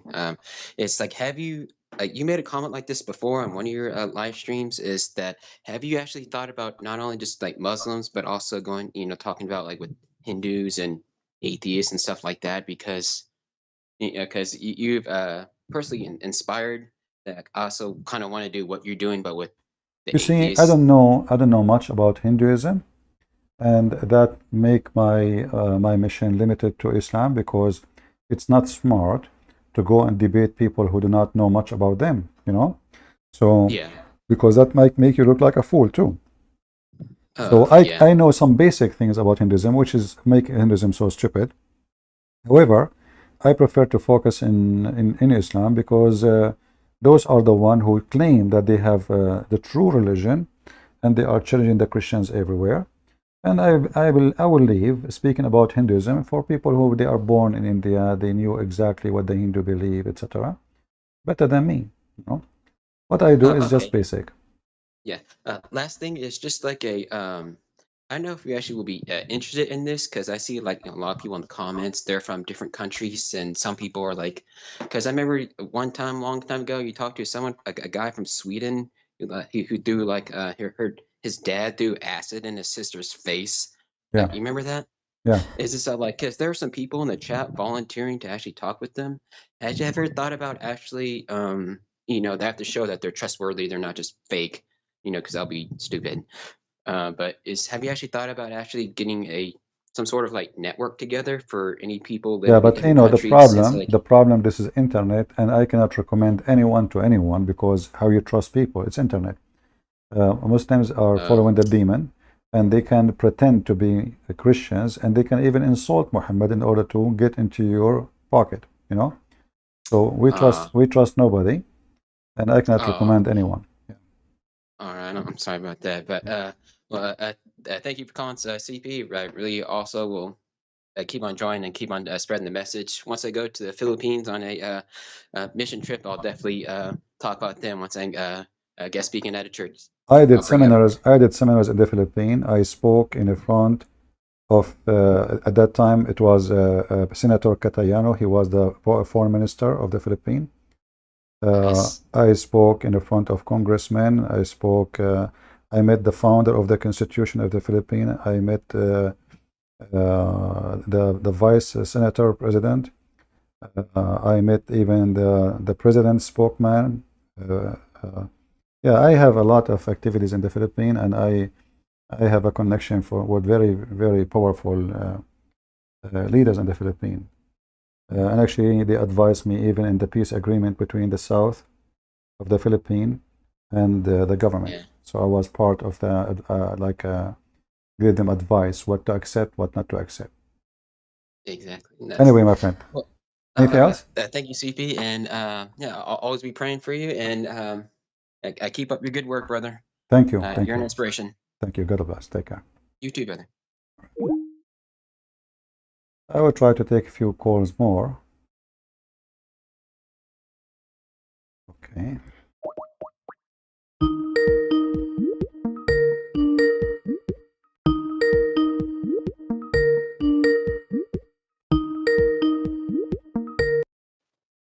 Hello. Hello. Hi, brother. This is also a Christian from Pakistan. I'm currently not in Pakistan, but I'm in Canada. Just wanted to say hello, and I have one thing to say. All right. Brother, I feel that lots of Iranian people, even Afghani also, when they are coming into Canada or America, not only they leave Islam, but also they, if they are not leaving Islam, they the way they are living their life here, it's very, very open. Most of them people, most of these ladies and females are large number of ladies, they are divorced. And not only in here, but I also observed in Pakistan that they are taking divorce from their husband a lot. It's a lot of increased number. So their men cannot control their women. So Yeah, there's a reason for that. It's a freedom. How you know who is religious, who is not, in a place where everybody is forced to say the same word, sing the same song, right? yeah, So just give them the freedom, and you will see. Like I remember, you go in the airplane. Saudi women, they are in the airplane wearing hijab, wearing veil. When the airplane passed, the Arabian airspace, they go to the bathroom. They have little bag with them. They come out with short. Like the girl, she left my seat. She went to the bathroom. She came back. I said to her, "This is not your seat." She said to me, "No, this is my seat." I said, "No, this is not your seat," because I mean, the woman who was sitting next to me, she was wearing a veil. You know, the girl who yeah, came back, she's wearing very, very short skirt. I mean, when she sit, I can see her panty. So I said, yeah. "This is not your seat. Hello, you're taking the wrong seat." The lady, she is going to come back. She says, "No, no, no, this is me." "What do you mean this is you?" I said, "Yeah, this is me. This is her." Yeah, Yeah. So exactly. just And give them just some freedom. And now in Saudi Arabia, because now the new government is different, they give them freedom. Just search for nightlife in Saudi Arabia. What about Erdogan? Erdogan is very religious. He recites the Quran. He is a sheikh. He is an imam. He is yeah, worshiping Allah. But the nightclub is open. Number one business in Turkey is prostitution. yeah, Yeah, this is how it is, my friend. And yeah, we are here to expose them. yeah. And one more thing, brother. I used to send video which from my previous from your other Skype. Seen such videos. Maybe those videos were new to you, but you change your Skype on and off. So if something happen, I am a member on Patreon as well. So how do I need? Which is the safer? How do I send you videos if there is new video something in Pakistan or other somewhere else? You What is can the you can safest way to contact me send in you? Patreon because Skype Yeah, I get a lot of but in Patreon you make an account, but don't send me things just to send. Only if you yeah, think it is worth it, something really yeah. I important. guess. Yeah, Yeah. in Patreon I you do not need to make any donation. It's for free for everybody. Actually, most of people who they are joining Patreon, they don't even never support anything, No, but it's okay. I am a supporter, brother. I am a member. I All am a right. supporter. Yeah, just send Yeah. me in Patreon, but don't send me every day. Send me only what you think it is really worth it, Yes. to see. All right? Okay. Okay, brother. Thank you so much, brother. All God right. bless you. God bless. Take care. Let us see. Maybe we take two more calls or something. All right. If you send me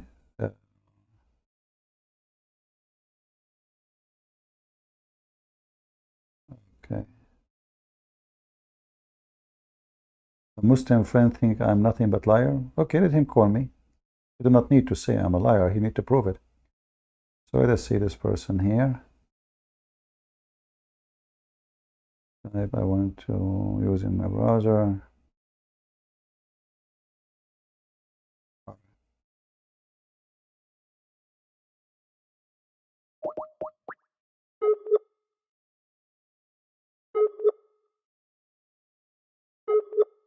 I have to go soon, guys, so I apologize. I will take maybe a 1 call, 2 calls.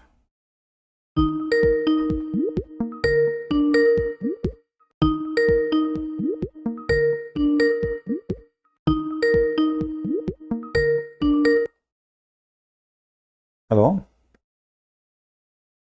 Hello. Yes, my friend, you are live on air. Go ahead. Yes, thanks CP for accepting my call. So actually I have a thing and 2 questions actually. Is it okay? All right. Okay, so actually first I want to share about what's happening in my country. So actually in my country we have terms conservative and liberal or moderate Muslims. And for me, and you know Which those country? terms Which country is yours? Indonesia. Okay. So actually the people who campaign those terms are even Muslims, moderate Muslims. So actually, I thought personally that those terms are actually problematic because if the conservative is good, then why do you even need liberals or moderates? There's And nothing. There's nothing. It's called moderate Muslims. All Muslims are the same. Either you are a Muslim or you are not. A moderate Muslim is just a lie. If there is a moderate Christian, I don't know, because I think if the conservative Christians are good, right? So if the conservative, well, I think it's a trouble because if the conservative Muslims are good, so why do you need moderates? I'm trying to understand what you are saying, but moderate is just a false word. Does not exist for any religion, because either you follow what your master taught you, or you are fabricating a new religion to change it, and you call it moderate. Like is that like is that a phone 13, phone 12, phone 10, phone? This is about God. This is not, there's no phone 10 and phone. Either you take it or leave it. So those who claim of moderate, they are false. They are not believers, and there is no such a thing in any religion. As long you have a scriptures, as long you have something called the scriptures, and this is scriptures written long time ago, how you can say moderate? Do you have a new scriptures? If you receive a new scriptures, then you cannot even say the word moderate, because now you are following new scriptures. So we as a Christians and the Muslims and anyone, as long he have a scripture supposedly exists from long time ago, there's no new scriptures. So how moderate will be? Moderate is just a lie to cover the purpose of deception, to say I don't follow those things, I am a moderate, I'm better. Yeah, because I And saw that if you can make your question written to me, that will be better, because I have hard time to understand what you are saying, by the way. Okay. All right. Yeah, I have questions about, actually I saw I think a few months ago, I think or a long time ago, about explaining about the Muhammad regards to Aisha, and that the video I saw explaining that Sahih has several levels. Is that true, or is it just a thing made up? My friend, I apologize. I really have hard time to understand you. Give me the question in text, and I will answer you. Okay, CP. All right. So I apologize. You know, your accent is very hard for me to understand. shall I text it on Skype or on Yeah, WhatsApp? you can text me in Skype, no problem. Thank you. Okay. All right. Thank you, CP. Bye-bye. Now, you notice in the chat, there's a guy, his name is Palestine. But the funny is, that Palestine word does not exist in the Quran. So why in the world a Muslim call himself Palestine when his God himself never remember it, never mention it, never have it, never knew about it? How someone call himself Palestine when the Quran says that Allah, he gave the Holy Land to the Jews? And by the way, this is additional proof that Allah is a fraud. Muhammad never thought that this land will become a Muslim land.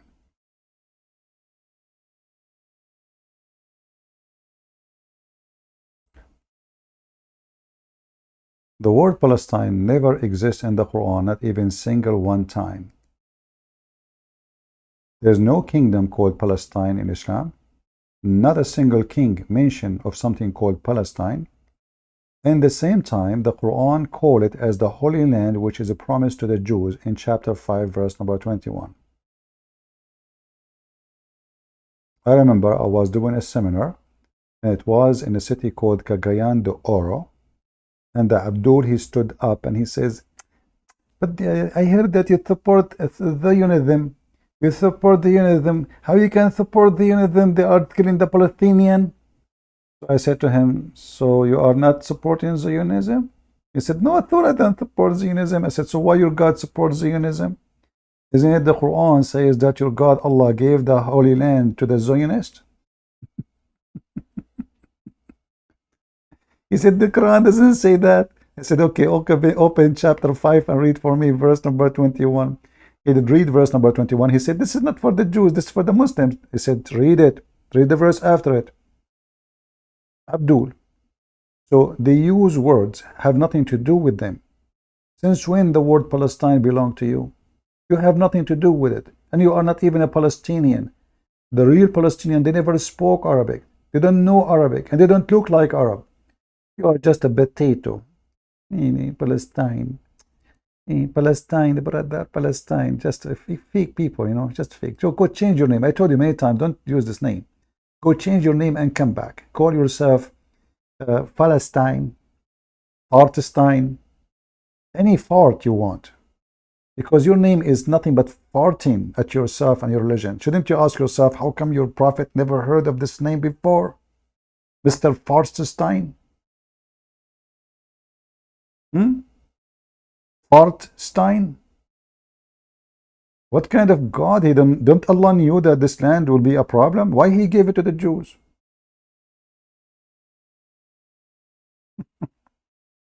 Obviously, Allah do not know. Why you blocked me? Who is this guy? I blocked him. I blocked him, but he can't text me. Let us see. I will take first the Pakistani Christians. Hello? Hello. Abdul. Hello. So they use words. Can you mute you too, please? Yes, I've done that. Thank you for calling, CP. You are welcome. So you are a Christian from Pakistan? Yes, but I'm in Canada. I've been in Canada for a long time now. Why in the world you will leave the beautiful, peaceful Pakistan and you go to Canada? What's wrong with you? I don't know. It just happened.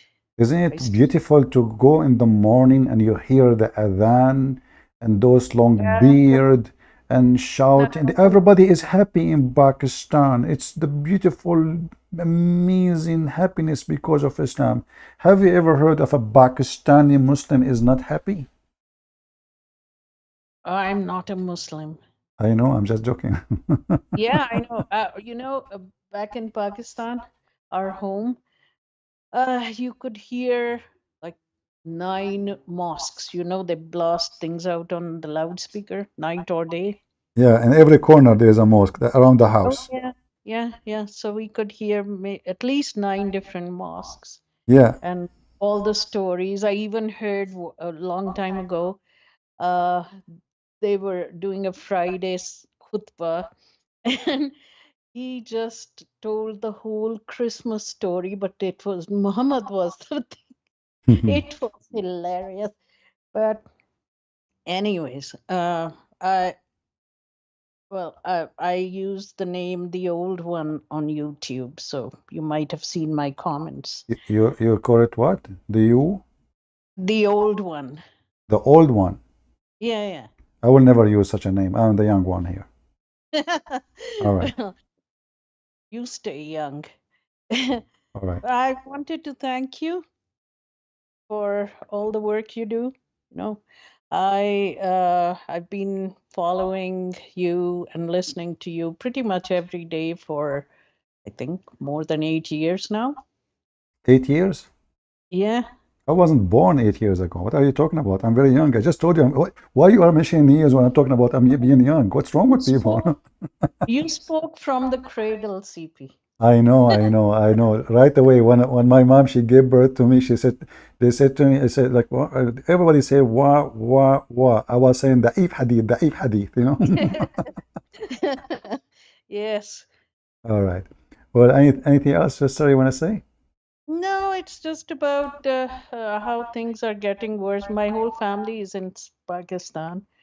So the way things have been going there, it's just horrible. It started back in the 80s when they started going nuts. And No, this is the then, Saudi money. The Saudi money yeah, brought all terrorism to the world. You know, they start exactly, investing money, exactly. sending Yeah, the Saudi men to teach terrorism like Osama bin Laden and all the garbage. I know that. Yeah, this And is the all garbage of the Arab. This is the garbage of the Arab right, brought to right. Asia, to Pakistan, to all those countries. And especially after 9/11, they accelerated and it's never stopped. They've just been going downhill ever since. They are going down, don't worry, as you see. Yeah, I know. All right. And so now, I mean, like now it's this latest news about the incident, about the church burnings and the homes being burned, and Christian families are just, I think they've burned more than 450 homes, and also kidnapped women and children from, young girls and women from those homes. They've taken them. And so, And they are still kidnapped until now? oh yes. I mean the kidnapping of young Christian girls, like under 16 or something. It happens pretty much on a daily basis. Yeah, I know. They are filthy. They will target the weak ones. We know that. Yeah. Yeah. And so this current That's why you thing have to that, guard your children. Don't let them go alone anywhere. yeah. And I mean, my family is there, and it's the first time, like my nieces, they were telling me a few months ago that now they don't feel comfortable going outside. Yeah, I understand. So yeah, but anyways, so I'll ask everybody to please pray for Pakistanis and everywhere else, like Egypt, Nigeria, where all these things are happening on a daily basis. Pray for the families, because of course they won't get any help from any government or institution. So these are families that are just out in the fields. They have no shelter, they have nothing. They have to run out of the towns, so they're out in the fields, men, women, children. Yeah, I understand. So Well, I hope that someday we'll be able to help literally, not by just prayer, because prayer doesn't feed people, alone, because people need to do some work in order to help. Not just I pray for you to eat. I pray for you to be safe. So we pray and we should do work, and I will be happy to support any kind of action people would do. And it's another thing is to find the right kind of people who actually will deliver to people, because trust even people, because there's scammers and there's people they feed in those occasions. Most of the so-called charities don't, or they give it into the hands of unfortunately corrupt people who call themselves Christians, but they are in many churches. So that's another issue. The other thing is that people here in the West, I'd like to ask them to, contact their elected representatives who, and just ask them, if they want to bring people or refugees or anybody, then get the Christians out from where they are persecuted. I suggest that if I am a Pakistani person, to create an organization, it's like a kind of not a company, an organization for human right for Pakistan, and that make you able to have a voice as a name, as an organization, not an individual. And then you ask people to join from everywhere, including Canada or USA, from Pakistan, and then other Christians will join and help. So when an occasion happen, something happen, you have the authority more to present an organization and population of the people of Pakistan in Canada or in America. So you can speak to official, in the same time you can receive support. Not, divided we are not strong, united we are stronger, right? Yeah. So I advise the elders of Pakistan, the Christian community, to do such a thing so they can be more, let us say, able to accomplish help. Yes, All right. I think there are very few people doing that. Well, I the very know few you. are better than the many who don't. So Yeah, let us yeah. not to complain. I like to stay positive. Don't complain. If they don't work, you do work. I know you. I know you have to go.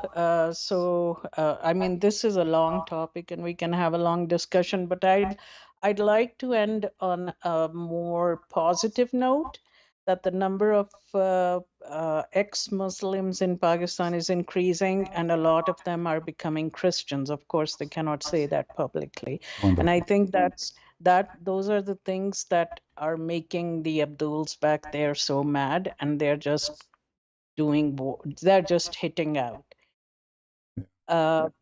There was somebody yesterday on Osama Dakdok's channel and Adam Seeker's English channel.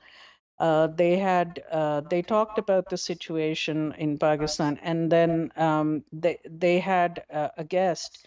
He's called ex-Muslim Hafiz Qari Muhammad, and he's a Hafiz and a Qari, and he actually came as a Dawa trainer first to Spain, and then he went to Germany. And he was planting mosques, and he was trained in how to take over the West. So part of the training and stuff was how to, get the girls and the women and have babies with them, or Yeah. and so he then in 2010 he met Jesus, and he became a Christian after that.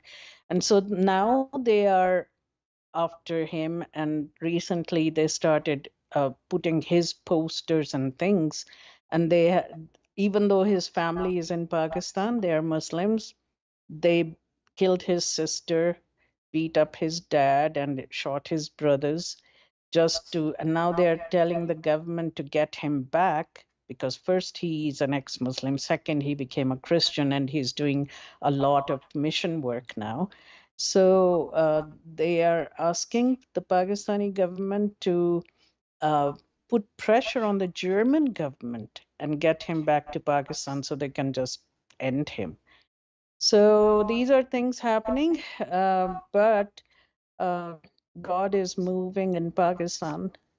I mean, and is doing a great work there. And I'd just also like to remind people that August 22nd is International Murtad Day, Apostasy Day. okay. So What yeah, what day? What day? August 22nd. Oh, okay. I think it's the third year, I think, that they're All right. just want to send my greetings to all the ex-Muslims. All And right. thank you again for taking my call, CP. You're welcome. You're welcome. Take care. Yeah. Okay, thank you. God Bye. bless. Bye bye bye. All right, guys. I really apologize. I wish I can take, but it's getting really late, for me. Maybe next time we go live, we can take those who we could not take them. All right. Just remind me next time, and I will be happy to talk to you. With this, I hope today we learned something good, for us. We learned how the Muslims, they lie in order to support their cult. We learned how the Muslims, they do anything to deny their knowledge. in order to avoid a question which is embarrassment to them. Muslims are not believers. They don't. A believer, he do not need to lie to defend his belief. The one who do lie to defend his belief is somebody he don't believe. As simple as that. You understand what I'm saying? A believer, he will not lie. Like the Muslim, he says to me something about Jesus. I don't need to lie, and I will never lie to explain Jesus to him. You lie only when you are a disbeliever. And this is exactly the scenario for the Muhammadan. They don't believe. They have nothing to do with the belief. They are just defending without understanding by lying. And the more they lie, the more they dig down their grave. A Muhammadan for me is somebody, he lie and he think nobody notice that he is lying.